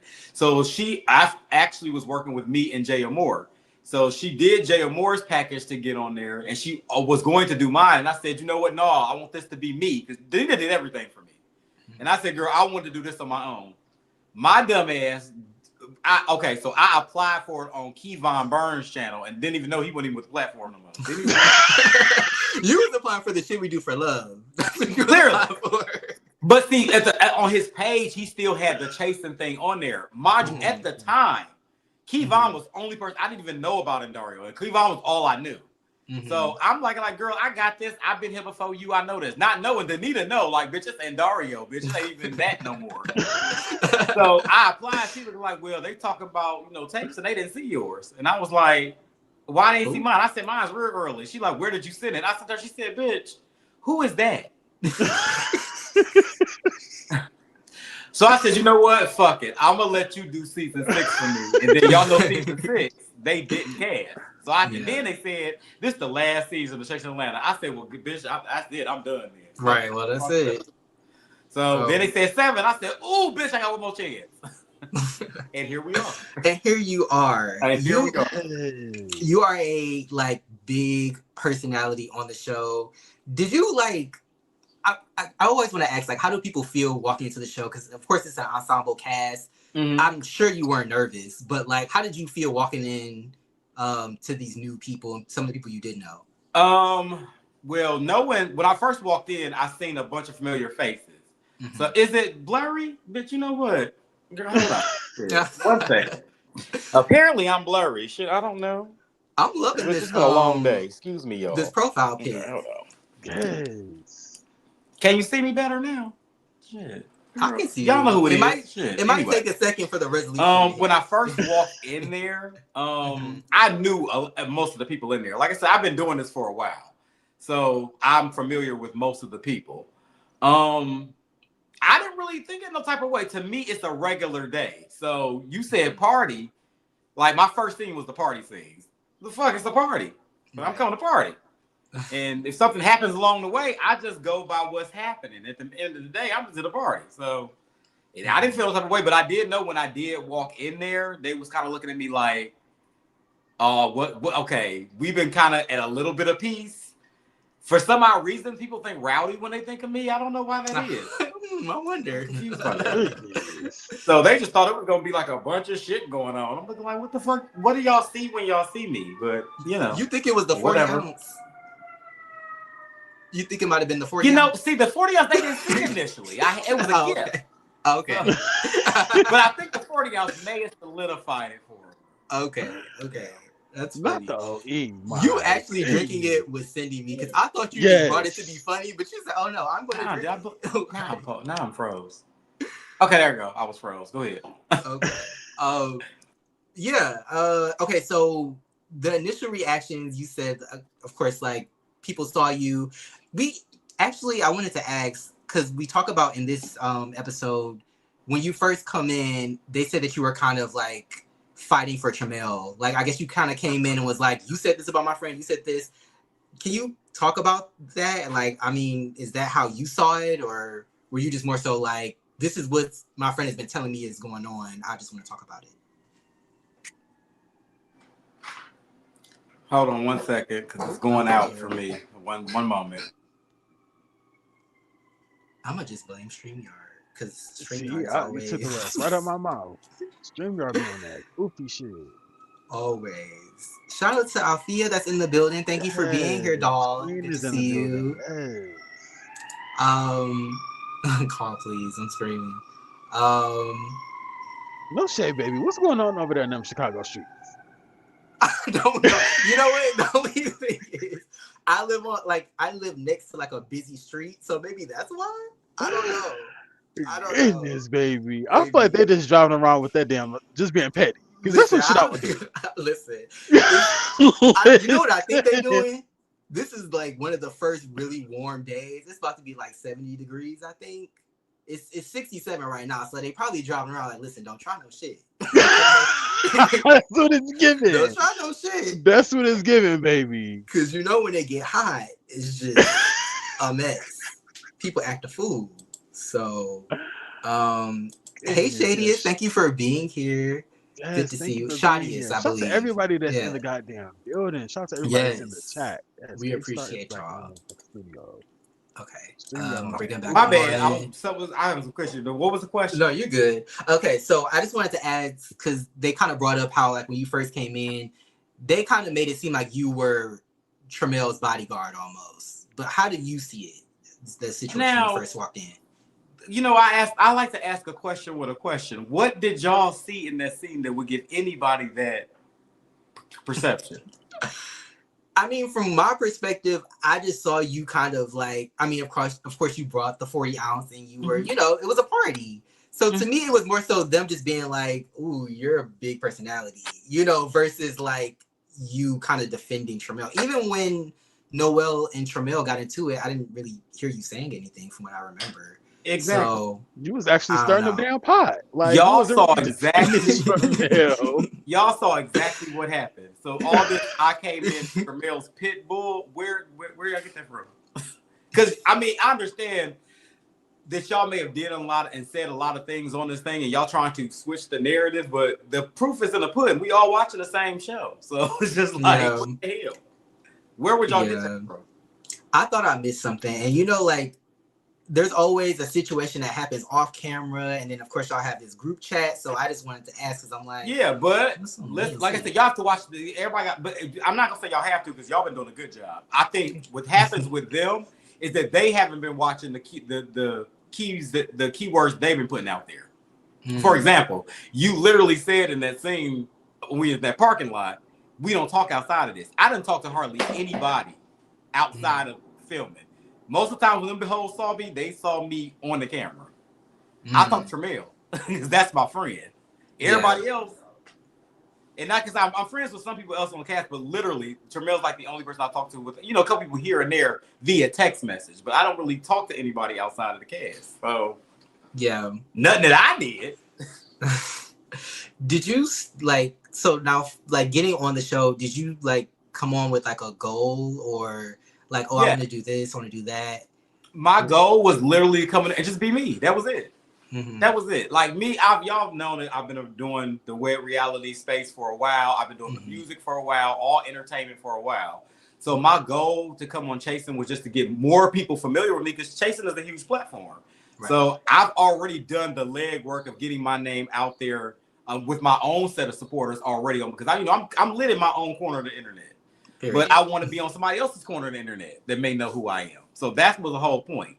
So that I'm doing exactly what I came to do. So of course, like when you come into these situations, you have to have a production type, I guess, mindset. Like, what am I trying to get out of this? What am I going to give to these people? What part of me I'm going to do? But of course, it's an ensemble cast. So you can't really go in with too many expectations, because you don't know what people that you're on the cast will be doing to get what out of you. So all I had to do is let me know that I know it's a reality show, but it's a camera, and I have to be mindful of what I do and say and make sure it makes sense. Because I feel like just do the truthful stuff. If it's right, it's right. That's it. Like, that's it. Did you come into it, like, I mean, as like you're on the show and like around these people, did you think like, okay, I might become the villain, or like, were you thinking about how you were going to be portrayed, or were you just kind of like, not necessarily. The difference between this show and Web Life is that Web Life, I came in knowing I was going to be the villain. Okay, that makes sense. I came in knowing, and I came in knowing that people were going to hate me.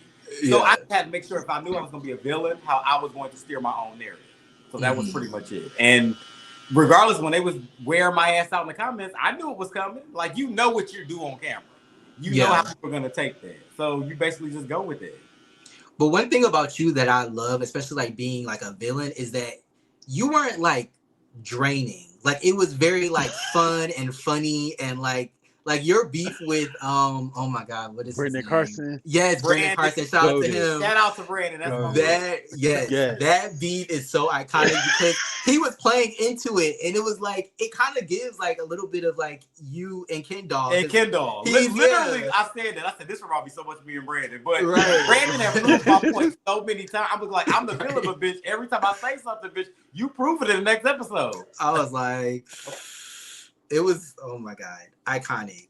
But is there anybody, so of course I know Tramiel is like your A1 day one. Is there anybody else that you like kind of gravitated to, like initially, like you're like, oh, this is somebody I can really befriend? I will have to say that for that probably be Althea. Althea's one that I've known of like beforehand. When I met her, we instantly connected. So like my like rocks in that thing would probably be Althea and Tramiel, and honestly Tony. Like, people don't realize that I've known Tony just as long as I've known Tramiel. So when y'all seen that moment between us at the lemon squeeze, it's like Tony would be the one to grab me by my neck, and I ain't gonna say nothing because Tony knows.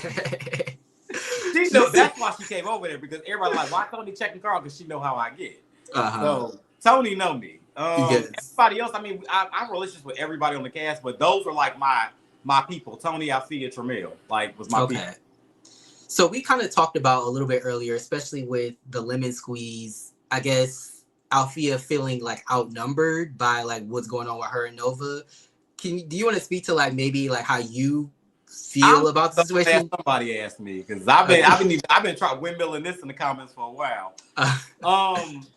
Y'all gotta realize at the lemon squeeze point, even at the game night, we can go back far as the game night. Y'all gotta realize y'all don't really see that many interactions with me and Nova.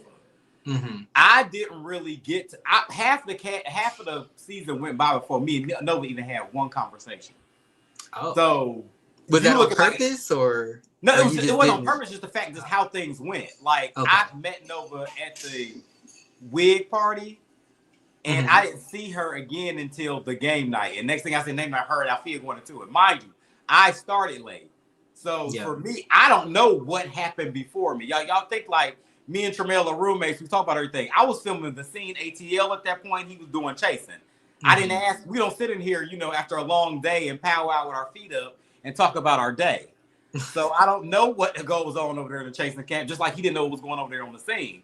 So whatever happened with that, I don't know. I'm just seeing it like everybody else. When we got the lemon squeeze, I still don't know Nova like that. So it's like, and mind you, everybody's about this red bone comment. I never heard it. I heard that when I watched it back with y'all. I was tunnel vision. I had Kindle in my vision. That was it. I ain't seen nobody else. Just that. That makes sense because when Noel started to cry, you was in the background like, what's going on? Everybody, I don't know what was said. Mind you, I didn't even know his grandmother had died until I watched the scene back with y'all. I didn't hear none of that. I didn't hear none of it. When I said what happened, I meant that. I didn't know what happened. Wow. So when you came to the lemon squeeze, you were like, I'm just ready to Kendall. That's all I had on her. Because they trying to say I was so out of order for the parking lot matinee, since that was so my fault. I said, well, now y'all want to do a squeeze of the fruit so we can give me that damn fruit so I can get to that bitch like I planned to. That was it.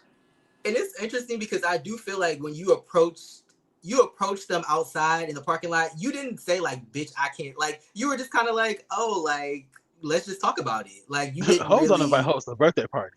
And that was a little combative, but I was trying to find a way to ease it on there, but when Nick was like, "Oh, it's birthday season," you know what? It absolutely is. And speaking of, hoes don't invite hoes to birthday parties and then get mad at me. What's the tea? You didn't invite me to your party. Why y'all mad at me?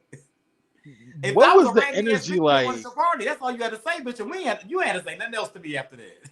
Right. Just give me a clear-cut answer. So Sammy's performance, like, what was the event prior to that? When was the last time you had saw Kendall prior to that night? The last time I saw Kendall was the wig party. Oh. God damn. Was he not he wasn't at Q's 4th of July situation? Yeah, oh no. Okay, that. Okay. Let me tell you about the barbecue. So after, mind you, Kendall's birthday is somewhere at the beginning of April. Anyway, this barbecue was 2 days later. Now, I saw him. Of course, y'all know me. Y'all know me. He don't know me, so I'm gonna give him that leeway because he don't know me. Yeah. So when I came in there, I said, "Q, thank you so much for inviting me somewhere. It feels very nice to be invited places." Yeah. And of course, he was visibly irritated. That was my goal, of course. Yeah, me being petty. That's exactly what I was doing. So as we there, of course, you thought that was the first time and only time. No, I poked the bear just a little bit more. Oh my God. That is what happens when you invite people places. Being just me. Yeah. So of course I felt like Kendall felt type of way. So Kendall was sitting on the couch and I was sitting on a bar stool next to him. Look at me sitting here invited. So Kendall was like, bitch, it ain't even like that. My party was at the last minute. It wasn't like that. It was a last minute thing. I invited people that I knew the best. It wasn't no shade or anything like that. I said, bitch, you good, bitch? I said, it's your birthday party. You can invite who you want to. I don't care, but I'm going to have to mess with you. That's just who I am. Yeah. And we left it at that. So, of course, I'm not. I'm just going to still throw shade for the night because now I've been drinking liquor now. And now when I drink liquor, I'm going to continue. But I think it's light shade. I thought we were building a bond here. What were you drinking that night? Who's a bit upset with me in this moment was Q, because regardless of the fact that I checked, it was all in Q's business, all in her face about what Sammy said, it still, from the outside looking in, looked like I was being the abrasive one and I looked like I was doing the most. So if Q wanted to wring me by my neck, that made sense. But me and Q had talked at that game night. That bitch invited me to her fucking barbecue. We were good. And I said, okay. And she realized, like, you know what? You just a crazy. And we are the same sign. She's a Leo too. So she just looked at it like, you know what? You just a crazy ass bitch. I get that. Period. Now I thought Kendall was gonna do the same thing, but I don't know. As I'm drinking and having a great time doing what I'm doing, something transpired. Tramiel talked about that. They had a conversation or something like that. Don't give me the line. I don't know. It had nothing to do with me. I wasn't there. Mm-hmm. So all I know, that was the last time I seen Ken. Then I guess 3 or 4 days later, Tramiel meets up with Sammy and Kendall at some other event. Now, mind you, at this point, I'm in bed watching Golden Girls, rubbing my feet together. So I don't know what's going on. Apparently, whatever, y'all gotta ask them the story. I'm not even gonna paraphrase because I wasn't there. All I know is I'm rubbing there and I'm watching, episode 2, season 1 of Golden Girls. And my phone rings and I said, don't invite me to nothing that Carl and Tramiel gonna be at because it's clear they don't like the dog. Bitch, I'm at home. What? So, me, as I told y'all anywhere, I usually check bitches where you got me fucked up at. Where he had me fucked up at was that initial text message. And then I went like this. And I said, you know what? Now both delete. When's the next thing? I'll do it there. Because he always like to do this shit on the back end. And I knew it wasn't going to make sense to the audience. Because at the end of the day, I am producing a show at this time. And I said, you know what? We're not going to have season 6 of Chasing, where y'all argue in the lives all goddamn day on the review channels like this. And then on the show, we watching the snooze fest. We're not doing that. Right. So I said, you know what? Before I go in, I'm going to save all this energy for the next time I see him. The next thing that we were invited to, Sammy's goddamn thing. Ooh. I said, okay. So I'm going to let Sammy was perform. The atmosphere She's an amazing performer. Love her down. But after that bitch gets off that stage, because I know after every scene, you have a powwow at the end. That's reality TV. I know y'all watch Love and Hip Hop. Right. Y'all watch Housewives. Y'all know end, how this go. So I know a group scene with all of us sitting down is going to happen. And I wait. They went outside. I saw them go outside. I said, we're going to hang back. We're going to hang tight. I'm going to go ahead and let them go ahead and do what they need to do. I'm going to give it a beat. And I'm bringing my ass in there and say hello. And C's going to be bold. Everybody said they were scared. They weren't scared. They were expecting it. They knew it was coming. And you know me. Hey, how y'all doing? It's been so nice. Wonderful performance. Let me tell you something, bitch. And that's what I went. And guess what? Like I said, it don't matter where we at. We doing it. Yeah. No, I mean, my man couldn't hear him. Give me a second. Go ahead. Oh, okay, couldn't. There's a lot going on. I'm here for it though. Look, I mean, you had the siren, so y'all can excuse my man. True. Listen, baby, that part, because I am in dire need of a fucking haircut right now. So I'm so goddamn jealous of his client right now. But I love that, Carl, that you are who you are 150%. Like you said, they were expecting a goddamn scene or blowout. So they weren't like, it didn't come from left field. So I am kind of curious. So now that you had this issue with Kim, were you also tunnel vision at Sammy's performance? Do you remember any of Sammy's performance that night? Okay. A little bit. Y'all realize Sammy's performance is new to y'all, but I've seen Sammy perform that a million times. So Sammy is a wonderful performer. That is standard for Sammy. So what everybody's looking like, oh my, this is amazing. That Sammy do that on a Tuesday. So great. I love it. And mind you, the performance was the Closet Case Festival. That's my ex's event, which is why I wasn't performing at it. But we'll talk about that some other time. Okay. So there was a lot going on that night, particularly. And then mind you, me and Tramiel, we had a joint birthday party earlier that day. So we were already lit coming in there. We had a big ass pool party, like literally 2-3 hours before that. So yeah, for the most part, like I always have tunnel vision. We're filming, great. I'm still worried about that text message I got, a week or two prior. I ain't worried about nothing else. When I see this bitch, I want to talk about that. That's it. I don't care about nothing else. Great performance, great. I don't care about that. How did you feel about Q interjecting? Because I feel like he was trying to de-escalate, but it didn't work. Like one thing about Q always has great intentions. Great intentions. And I love agree. It.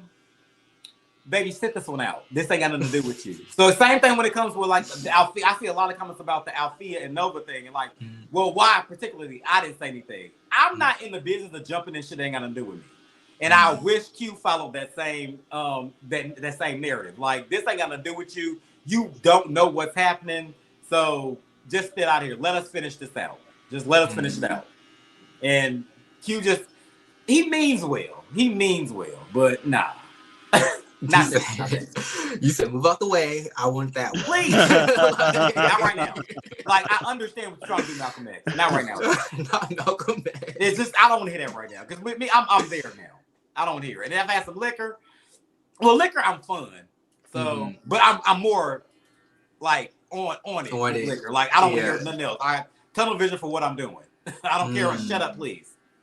Did you go to the lemon squeeze thinking like, because you, of course, you were tunnel vision on Ken Doll. Did you think that y'all would come to some understanding, or did you think it was just gonna be like a read session? Okay. When I met Ken Doll, like I said, the eye roll part, the audience caught. I didn't even catch that. Of course, my back was turned. So, but when I told Tramiel, if y'all notice the next scene when we kind of like, dissected the wig party, I said I feel like her energy didn't like me. I'm a good reader of energy.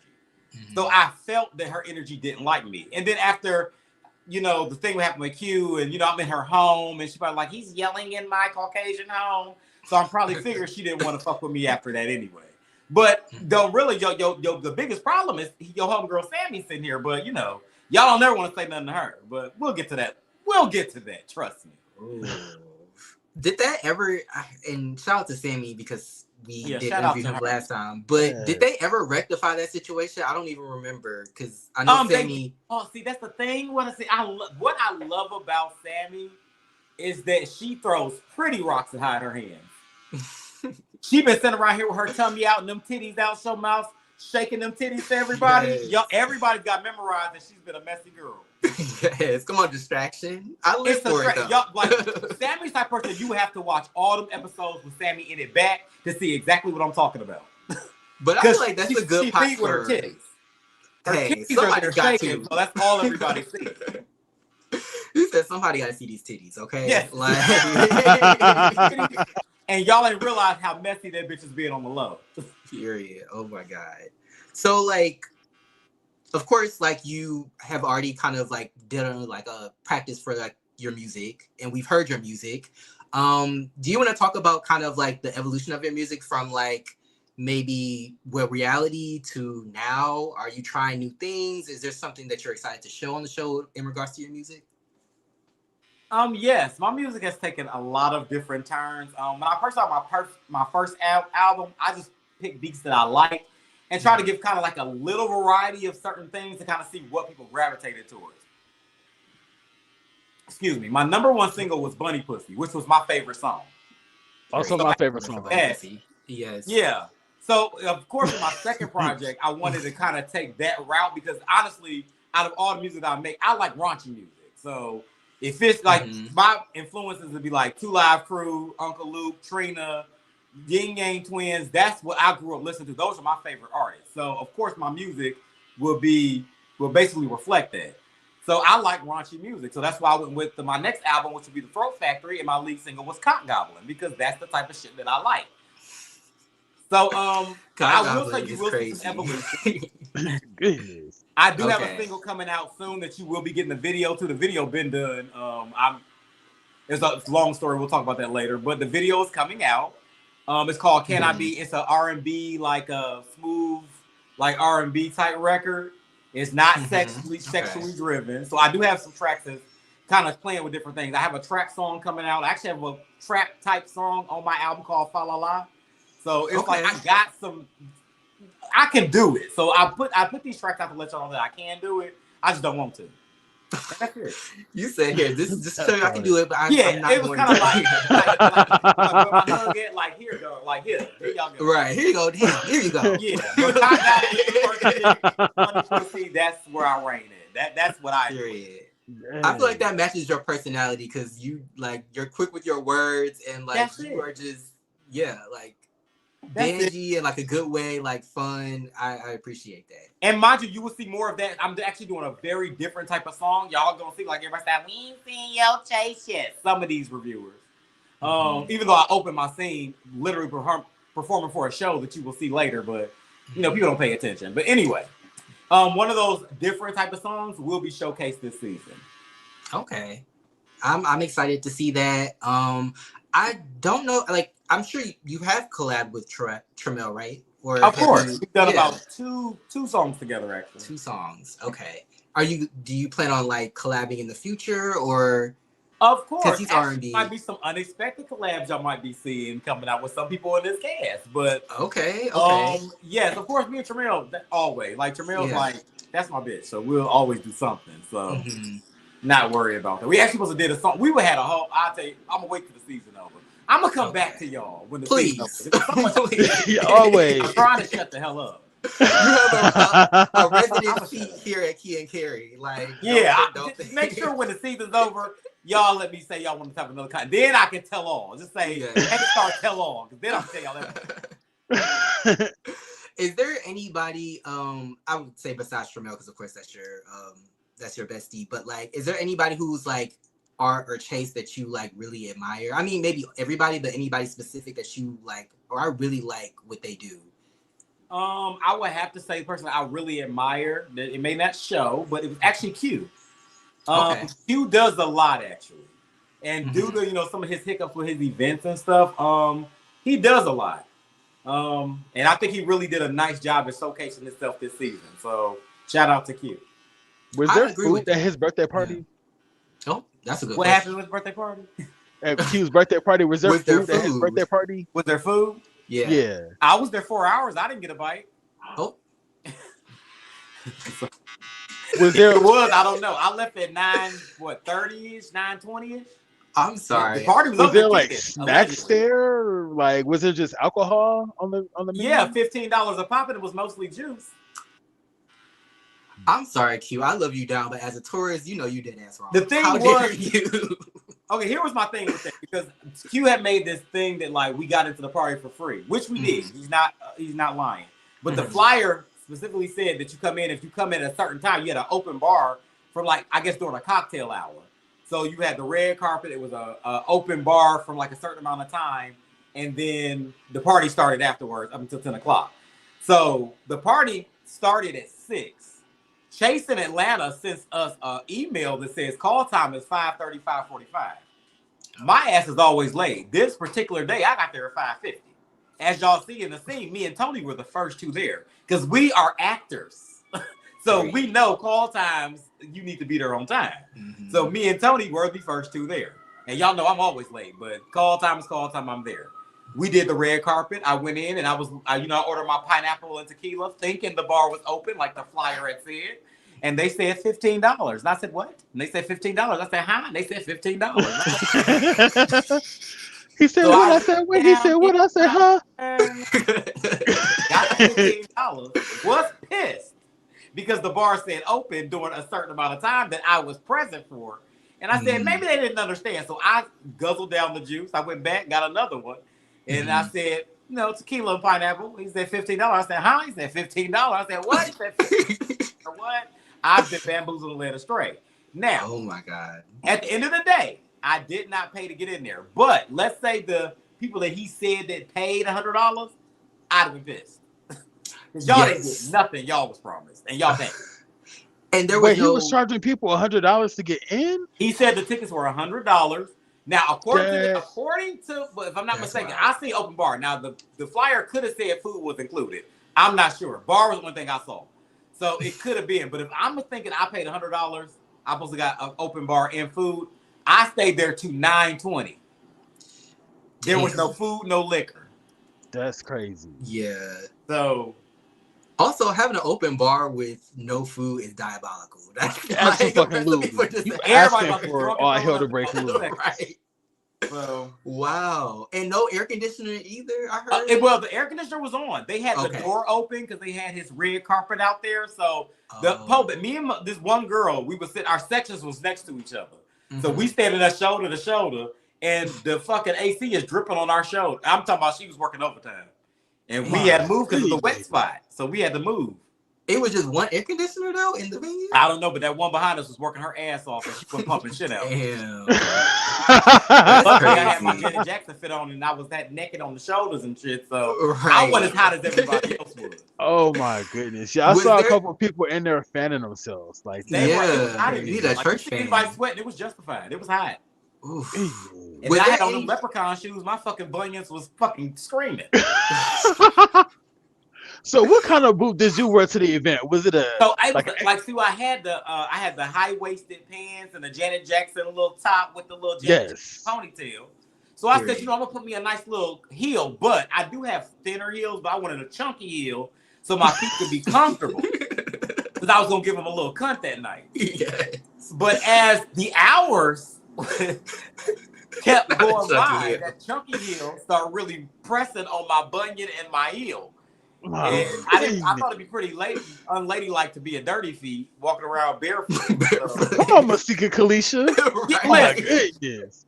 So I'm too gassy to be a dirty feet. So I said, but I'm gonna try to ease the pain and just take My it. goodness. But then Dang. hour I know one, you was hour going through two, it. hour three, still Y'all was going mind through you, it. We didn't even Was it started an ankle filming boot yet. or a thigh high boot or a knee high boot? See, the thigh, I do have thigh high boots, and those they're a thin heel. I wouldn't last 30 minutes in those.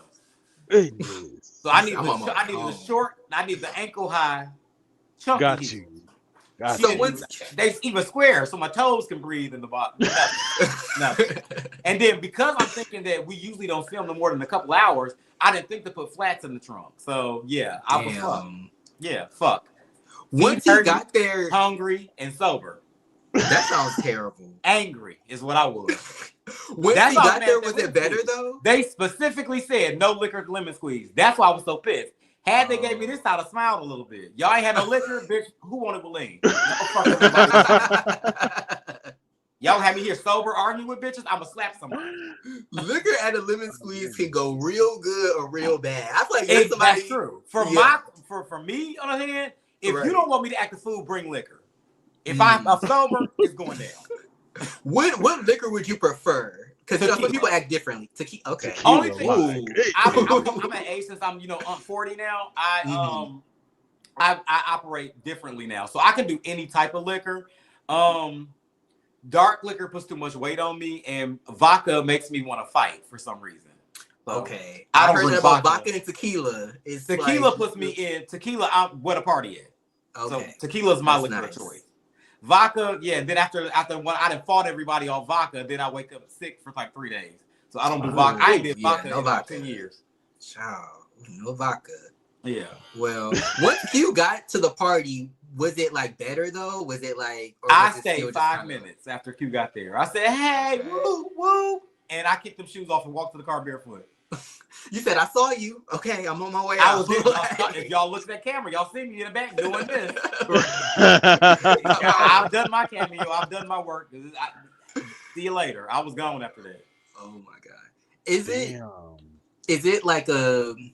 Are you enjoying the experience doing a show with Tramel versus like doing it alone? I mean, I know of course that's your friend, so you want to like, but like, is it different or? Yeah, and well, another thing, just to piggyback off that a little bit, I enjoy doing the show because Tramel started before me.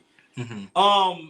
When Tramel was on G Status, they didn't get a good feel of Tramel, of how the Tramel that I know, because Tramel was seemed to be standoffish, as they say, boring, and I'm looking like, bitch, what bitch do y'all know? I know, right? Y'all know me and this bitch is friends for a reason, right?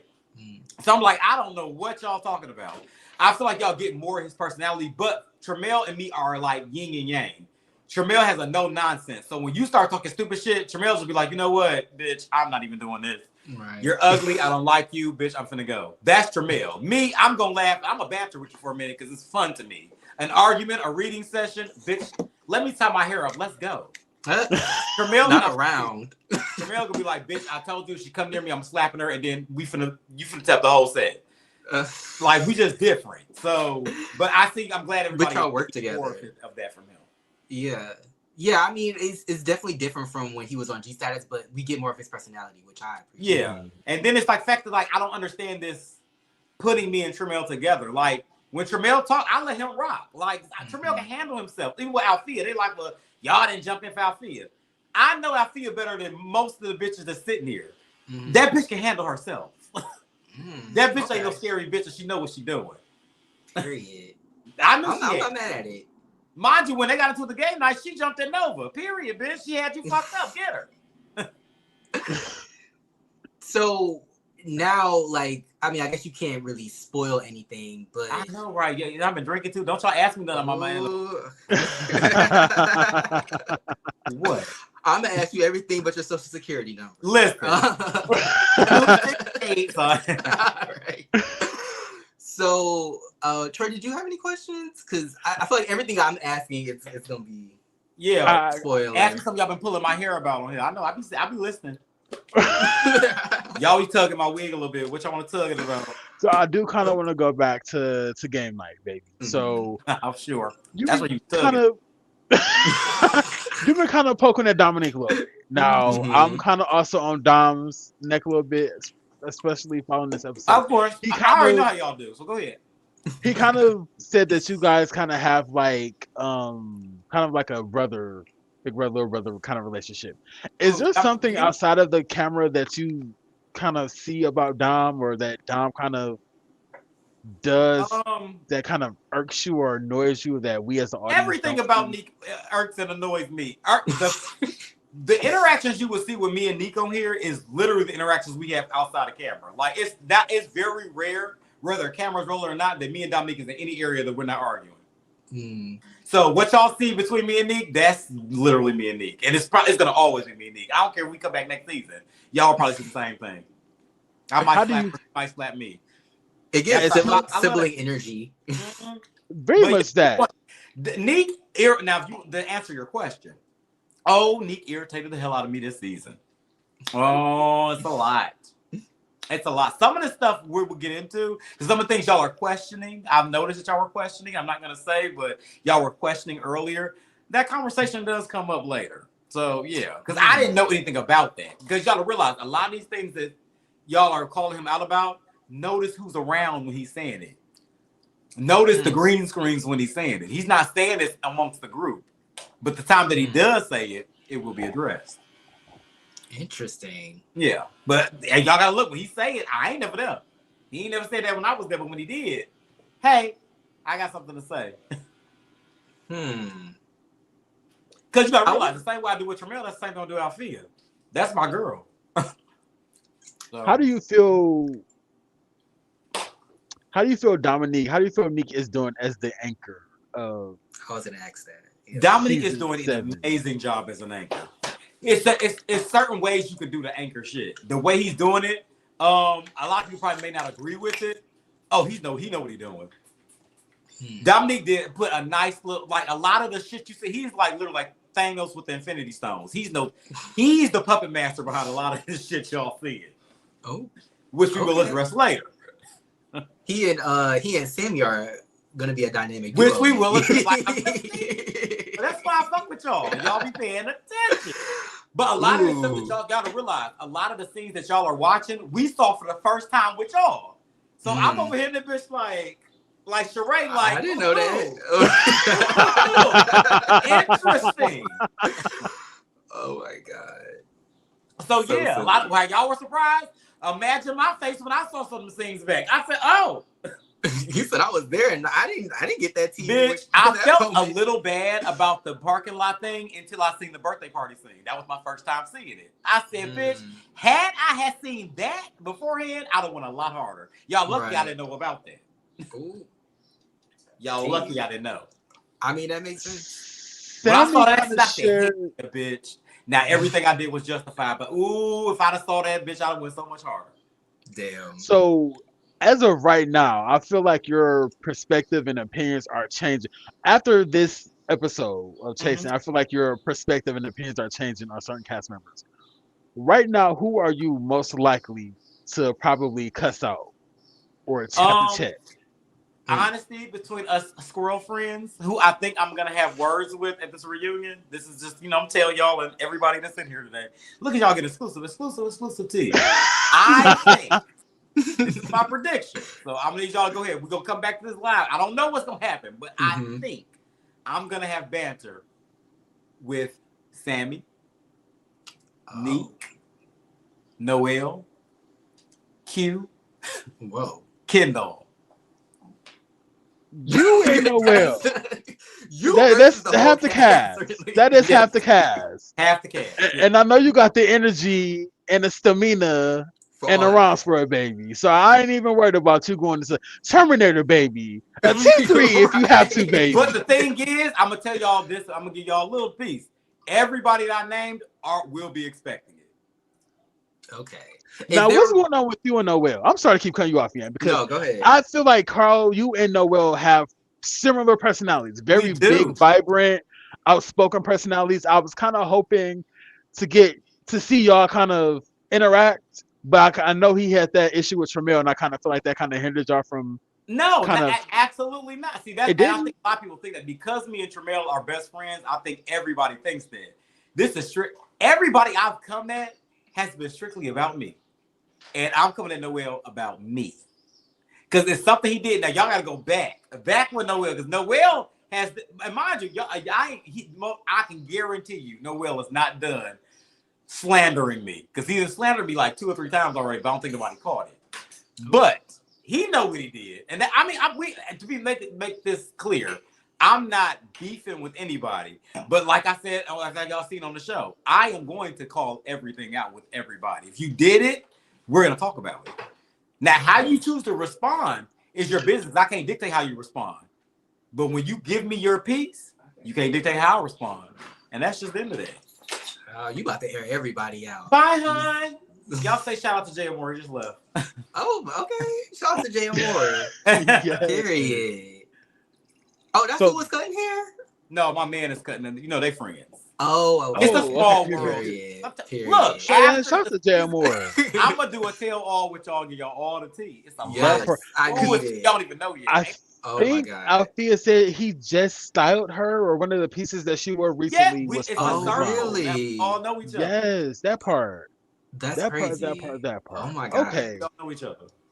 So episode 7 of season 7 of Chasing. How many episodes do you predict we'll be getting the reunion, or at least a teaser for the Chad, reunion? I don't even know because I thought it was gonna be like 2 or 3 left, and I heard it was more than that. But I know it's a lot missing because right now y'all getting the lemon squeeze in, bitch. It's way more juicier shit that's happening after that. So I'm like, I don't even know how y'all gonna feel on this in about 2 or 3 episodes. But I don't know because I don't know the cast trip. Jesus, Everybody keeps saying that. That Like everybody that we bring on says that. So that I'm like, cast trip, baby. whoa. I And don't y'all even went know. to Miami? Was it Miami? Yeah, I hate Miami, but Miami was unhinged. And baby, I will say, if y'all thought I was ghetto now, bitch, y'all ain't saying shit yet. I'm excited. I It's guess. gonna get worse. They And say Miami is the place. Fucked up so bad. Y'all gonna see why. I'm gonna tell you. Wait, who had you fucked up so I'm bad? gonna tell you. Y'all gotta wait. I gotta wait for that Okay. part. These hoes had up. I'm dead. Oh my And God. I want y'all to Miami watch is the place for the y'all gotta friendship to judge die. my heart first. Right now, before that comes out. Mhm. Judge my heart that y'all know me.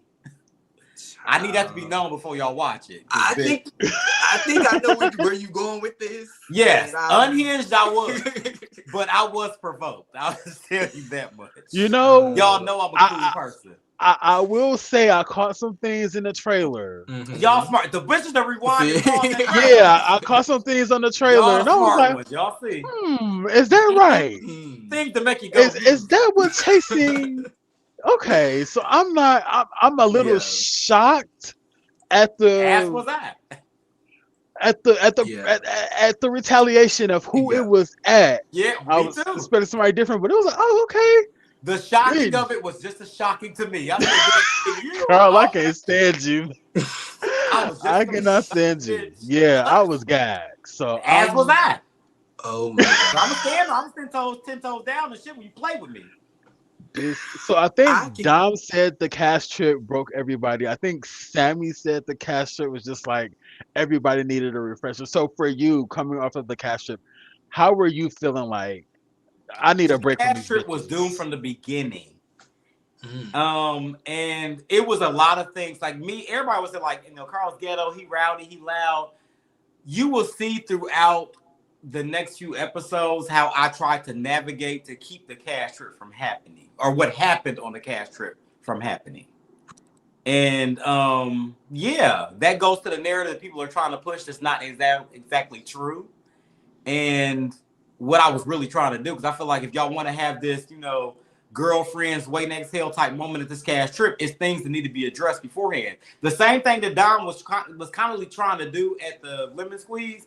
Wrong time though, but it's just like I see where you were trying to go with it, but it's a certain way that it needs to be done. And let's say we're on the trip. It's certain things that need to be handled before we start getting into all the festivities. And a lot of things just weren't happening the way I wanted it to happen, or as the elder is the group, as they say. I was trying. But if you, my thing is like, I am a millennial at the end of the day, and if you petty with me, bitch, I have no choice but to be petty back with you. So I'm going to try to take the bigger road the first time. The first and only time. One time is all you get. Jamar said that Miami is on your fault. Block her. Block her. She's for slander. And you know what? I'll eat Miami. But at the end of the day, I'll eat the fact that I did show my entire black ass. But, it ain't my fault. Well, but one thing I said earlier to y'all in this interview, if you start it, I will finish it. That's something we know about. And you may not like the way I finish it, but I don't give a fuck. Don't start none, won't be none. And that's it.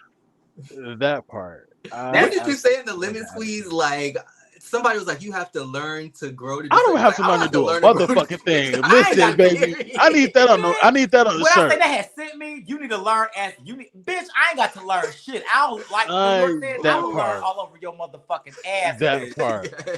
I love how Dom is like constantly trying to kind of like tame you in, kind of reel you in, and you're like, I don't give a fuck about none of that, bitch. We handling this right now. I love that. I'm talking to this hoe right now. This hoe absolutely. Y'all can shut the fuck up. I don't hear nothing from none of y'all. I love that. There has to be that person. Sometimes, but it's cut and dry. Do you like me? All you gotta do is say like, bitch, I think you a ghetto asshole. I don't like you. I hate that. Cool. I like real bitches. If you don't like, because a bitch I don't like, I'm gonna tell you. Do you like me? No, and you know that. Right. Like most people don't ask me if I like them because if I don't like you, you would know that. You would never have to question where you stand with K-Star. You'll never have to question that. Yeah. If I don't like you, you know. If I fuck with you, you know. If you question it, it's something you doing. This authenticity is what's missing from web series. Like you are a villain and you know you're a villain, but I feel like people step into come on 313 like this villain role and they aren't authentically like themselves, so they put on as a villain, whereas it becomes like draining and you become Nova essentially. Whereas when you do it, it's I love even it. With this, I'm not. Well, you know, I'm gonna take it out the show for a minute. In the LGBTQ community, for some I've learned, like everybody said, I am the oldest one in this group, so I've been around a lot longer than a lot of you bitches. So with that being said, what I've noticed in this community, because I didn't get into the LGBT community until I was about 20, and I didn't come off the Carl that y'all see today was not the Carl that at that time. Like people that know me, like high school, early 20s, they can tell you that the Carl they see now is completely different from the Carl then. I was quiet. I sit in the back. And why they say about quiet people? I was quiet because I was watching. I was observing. I'm new to this space. As a 20-year-old coming to the LGBT space, it was new. Like, I feel look now. That's how I look. Because, bitch, you don't know what to say to offend. I was in heterosexual territory. So I don't know anything about gay. The lingo, the girls and the bitches and shit, that was all new. Sis, the Vogue, and the first time I saw a bitch Vogue, I tried to help him up. I thought he had broke her back. I did not understand this shit. So instead of judging, I shut my fat ass up and just watched everybody. I paid attention. One thing that I noticed that the gays are some of the most judgmental bitches in the world. Image is everything to a lot of these gays. And once I broke down, and mind you, that was my problem being a DL gay in a heterosexual environment. And that's why y'all get the K-Star and the Carl y'all see today. I have spent my entire life in a shell, being quiet, tiptoeing for an image to make sure bitches didn't view me a certain way. I am amongst peers now, my LGBT sisters and brothers, so I thought. So I'm not gonna go do the same thing I did amongst some straight bitches trying to pretend so bitches wouldn't know I was gay, get around all these gay people and do the same shit. No. If I don't have the money right now, bitch, I'm gonna tell y'all I'm poor. And that's just it. If I want to get drunk and do bald head health shit, I'm gonna tell y'all that. But the gays don't want to do that. Everything is image. I'm a Kardashian. I'm so rich. I'm so this. Half of them be scamming. And that's not a fucking opinion. That's a fact. Most of them are scammers. And that's just it. What do you want me to do with that? So I come in every situation from being in that experience, coming in younger and observing how superficial a lot of the community was, to be authentically me. If you don't like it, you don't like it. But the gag is, it's only a select few bitches that don't like me. The bitches y'all faces y'all be trying to get in as those elite bitches. Them bitches know me and they fuck with me. That's why I'm good in every hood. I'm good everywhere I go. Yes. Everywhere I feel like these are bars. Like, Yes. Put some instrumental behind it. I'm everywhere. I will say I appreciate, because I feel like sometimes people won't say certain things how they feel to keep the peace, but then it boils over after a while, and then y'all throwing chairs at each other. But I appreciate how you are just like, this is how I feel right in the moment. Like, I tried to do that I thought about the audience too, and I like me, because I was producing the show at the time, and I've done web reality TV, and I seen that atrociousness that was season 6 Chasing Atlanta. I did not want to do this again for 7. When I first got into this situation, I noticed that Jamar and Dario gives you the leeway to do whatever you want to, and they make the storyboard based off where the story goes. People on this cast, some of them, it was their first go round, and they're not really familiar with a platform of this magnitude, because some people on here have done reality TV, but they haven't done it on this larger of a scale, because Chasing is larger compared to some of the shows we've done. Right. In the past. So they didn't know how to navigate it.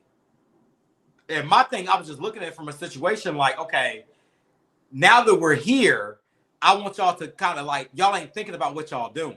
And it's just like, that becomes a problem after a while. Like, y'all just doing shit, and then it's like, it's like they try to spin the narrative in their own way, and it's like, I don't know how y'all doing that. Like, y'all got to pay attention to the shit y'all doing on camera, how it's gonna come off. Because a lot of times they'll get on these interviews like this and try to turn the story around to kind of fit how they want it to fit. But it's like, girl, you done already did and said that on camera.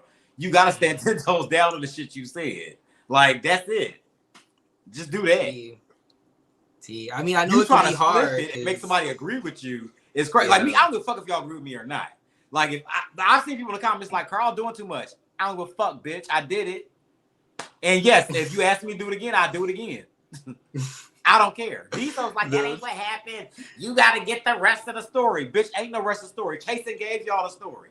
Everything y'all watching is the story. So either y'all side with them or y'all don't. And mind you, y'all, I'm sitting on Key and Carrie right now. If they don't side with me, I don't give a fuck. Bitch. If you ask me, Carl, if I did it again, I'd do it again. I'd do it again. So no regrets. None. Everything. I stand 10 toes down on everything that y'all see on the camera. If you be like, Carl, if you could do it another way, I would do it the exact same way and say the exact same shit, because bitch, you gonna beat me up. And that's it. Ooh. You know what? I gotta prepare myself for this next interview, because after all this stuff transpired and we have all the context, it's gonna be something. Listen. Oh my god. Okay. So, Carl, I did want to ask you one final question. Just everything you kind of just broke down and explained. You being you, how often do you encounter, I guess, these web series characters or personalities who it's kind of hard for them to differentiate reality from this web series? People not liking me that don't fuck with me, that is the rarest thing in the world. Everybody that makes me love me, everybody. I can literally in my series, in my stint in this space, name on one hand how many bitches do not like me. And that's it. And when y'all figure out, when I name who the bitches are, that says more about them than me. Well, I mean, you have a magnetic personality. I cannot deny that. I thought 100%. So. Oh my god. Absolutely. Yes, Carl, I thank you so much for were you gonna say something? I'm sorry. Baby, I did kind of want to ask about you and Rico Casadon. Because I know you and Casadon, and you know we love Casadon over at Key and Carrie, baby. We do. So I know at one point, back when I make my business not to mention her, because the fact that I'm on this show and this girl has been poking at me every chance she get, because she's trying to get relevant again for some reason. Like, come on. And I'm not gonna lie. At one point, she was my girl. So a part of her being my girl at first want to start bad mouthing her just so she can get back in the scene. Because I know she wanted so bad. But it's just like, girl, we need a link up. We do. The problem with me and Rico Castellan, she is literally like my evil twin. What everybody expects out of K-Star is Rico. And Rico can literally be the same person I am, but he's more emotional than me. I'm emotional detached. So it's just like, I don't bring emotions to work. Rico does. And that's what it was. Rico basically got in his emotions about something that was totally unrelated to me. To this day, me and Rico Castellan are into it about something that has nothing to do with me or him. He was just in an emotional space. He crashed out. I had called him out about it because we were on a panel at the time. And then he said he didn't like the way I did it because we were friends. Cool. As like I said, if you feel like I called you out and you felt like I was wrong for it, the same place I disrespected you, and I would do it. I would go back there and make it right with the same energy I gave the first time. I asked him that. He said, "No, bitch, we cool. You ain't got to do that. I just appreciate the apology." Cool. Why do you keep tugging my wig if we good then? Because I'm over here looking like, bitch, did we not discuss this already? So I let it slide because the fact that me and her are friends. But after a while, you have to meet bitches where they are. So since she wanted to play, I put my hands together and said, bitch, now I want to play too. So every chance I got to drag her, we could have been doing this interview. If y'all had met this back in the peak of our beef, I'd have been like, y'all be like, hey, it's Key and Carrie. Welcome, K-Star. I've been like, Rico's a raggedy ass bitch. Go like any chance I got to drag her, she didn't have to be mentioned. I'd be like, yeah, thank you for the interview, but by the way, fuck that bitch. Like, but now it's kind of like, girl, and that's me matching her. And everybody like, why Carl messing with Rico? Bitch, she started it, and I just finished it. Like I said, the same thing that y'all seeing on Chaser right now, that is me. I will not start with you. But if you start with me, you cannot dictate how I respond to it. And yes, I grab wigs and I pull them off. I do not let go. And sometimes, you know, accountability, I do too much and I be going too far. I do. And I know that. At the end of the day, I still give a fuck. This situation ain't about him macing a certain somebody, is it? I'm just curious. Now, mind you, season 5, because Nick brought that up this season. That had nothing. Them two took two situations, but because they both knew me, I'm not on the cast. So y'all can take that, and I can be the common denominator. Season 5, they drugged me that episode the entire time, and I couldn't say shit because I went on the cast. That had nothing. I'm just in the background minding my business. From last summer and mixed it with something that Rico said 4 months later and put it together and said, yeah, it was Carl. At the time, yes, I fucked with Rico over Dominique. That's what it was, but Dominique's boyfriend or fiance at the time, I've been knowing longer than Rico and Nick. So I'm like, bitch, my loyalty is with Ant. That's my brother. So I'm not finna get in between whatever y'all got going on. Now, here's the tea, another exclusive. Rico got on that show saying that he was gonna come in Dominique because Dominique was the villain season 4. So he was coming specifically because me and Danita, shout out to her, rest in peace, my best friend, we sat on the phone with him and said, Rico, you are talented enough and you got enough personality that you do not need to come in. You don't need to do that to make a name for yourself on this platform. He did it anyway. But because I'm being a friend, I'm not going to say that because I was more friends with Rico at the time. So even though totally unrelated to the conversation, Nick asked me, I told him, I said, I don't know about that. My name Bennett and I ain't in it. And they just decided at that moment because I was there, blame Tremel because Tremel made me come to that event. I don't even supposed to be there that night. Tremel said, you need to come to this event with me. I got tossed to some bullshit. This chasing lore is sending me. I'm into it though. Like this. So that's what happened with that event. But that had him getting made that. You said I had nothing to do with it, but they blamed me. I ain't got nothing to do with that. They had nothing to do with me. And they and mind you, I see Rico, he be in the comments, like they are running with, they want to paint me to be the bad guy because they're the bad guys. I'm the hero, bitch. You can't do that to me. Because you know, if I did it, if I was doing something shady, I would have told y'all. Like, bitch, I would fuck. And I did shady shit to bitch. At the barbecue, at Q Barbecue. Yeah, I fucked with that bitch the entire night. Sure did. I'm dead. Yeah, the one thing about you, you gonna say it. I'm gonna say it. Like, hold on, I lied down for what? Ain't nobody gonna beat me up? Yeah, I did it. I care with you. I thank you so much for coming on our platform. It's always good every time. I enjoy the reviews. Y'all are doing good. I've been seeing the numbers. We've been telling literally we've been on other platforms talking about y'all. Other reviewers Oh my talking about God. y'all too. Thank you guys so much. We appreciate it. Thank you. Yes. Yeah. I'm at a loss Trying to of work words. on our consistency. Yes. So yes. Thank Look, y'all so much busy, for the love. girl. That's just what it is. They be asking, you need a video, girl. You need to shut the fuck up. I got shit going on, bitch. And when I get done, then you will get what you asking for. Yeah. Take whatever time y'all need. If y'all need to take a week or two off, just do that. Period. But make sure y'all get that tail off, and I'm gonna come back. Yes. And I'm gonna give you a nice cocktail and tell you what I've been holding back on this interview. Yes, we got the book waiting for you. Oh my God. But yes. Again, and some of the bitches I ain't ripped up yet, I'm gonna rip them a new one after. I want to rip some bitches up, but I ain't gonna do it till after the reunion. My chest. I gotta. Please, mind you, you can do joint interviews. Ask them if they want to come together, because I'll be more than happy to say it again to their faces. You know what? Let's mediate. I'm here for it. Another lemon squeeze. So we can mediate. We can arbitrate, baby. Arbitration. I'm here for it. Yeah, I will add. They know me. If it's in the contract. Probably gonna say no. Guarantee you. That'll tell you what real ass bitch is. If they mention I'm coming, they ain't coming. Oh, Carl, I thank you so much for coming through. We appreciate you. We love you. And of course, you're invited, of course, coming back. We can't wait to see what happens with the rest of the season. Absolutely. Is there anything you want to say before you head out? Y'all make sure y'all go stream my album Throat Factory. It's on all platforms right now. New single Cock Goblin, new single Twerk Shit. And my new video is dropping soon for Shooting Star and Can I Be, all off the same album. Yes, I know that's right. Come on, music.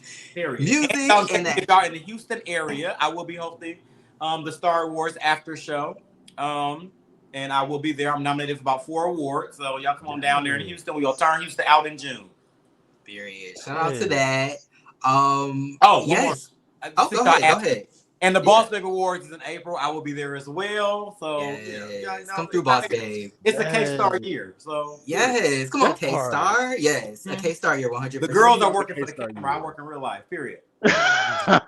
Clock it. Clock it. All right, Carl. We will see you in the next one. Thank you so much. Have a good Saturday. Very soon, actually. We'll have to be continued, bitches. Yes, absolutely. To be continued. Then I'm gonna give y'all. Then y'all can ask questions in the comments. Yes, I gotta prepare for that. Baby. Bye. Bye. Have a good weekend, Carl. Bye.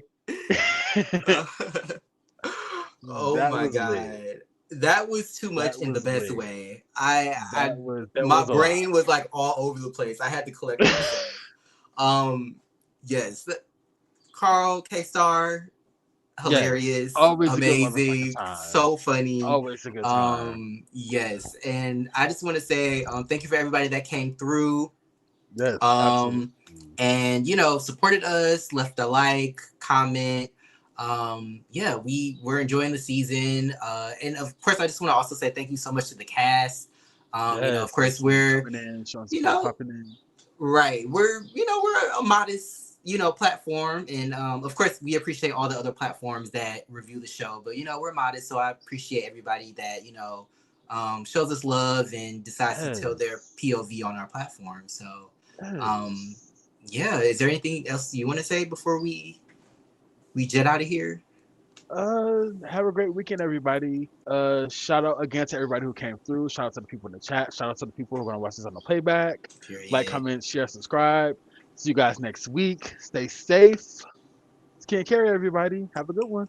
Yes. Don't the ambulance be out here, so don't baby, don't walk outside and get mowed down by ambulance, baby. Because baby, they're out. They're out. Goodness. But yes. Over there, terrorizing Chicago streets, baby. Listen. I'm sorry. We out. We out, baby. Peace. Bye.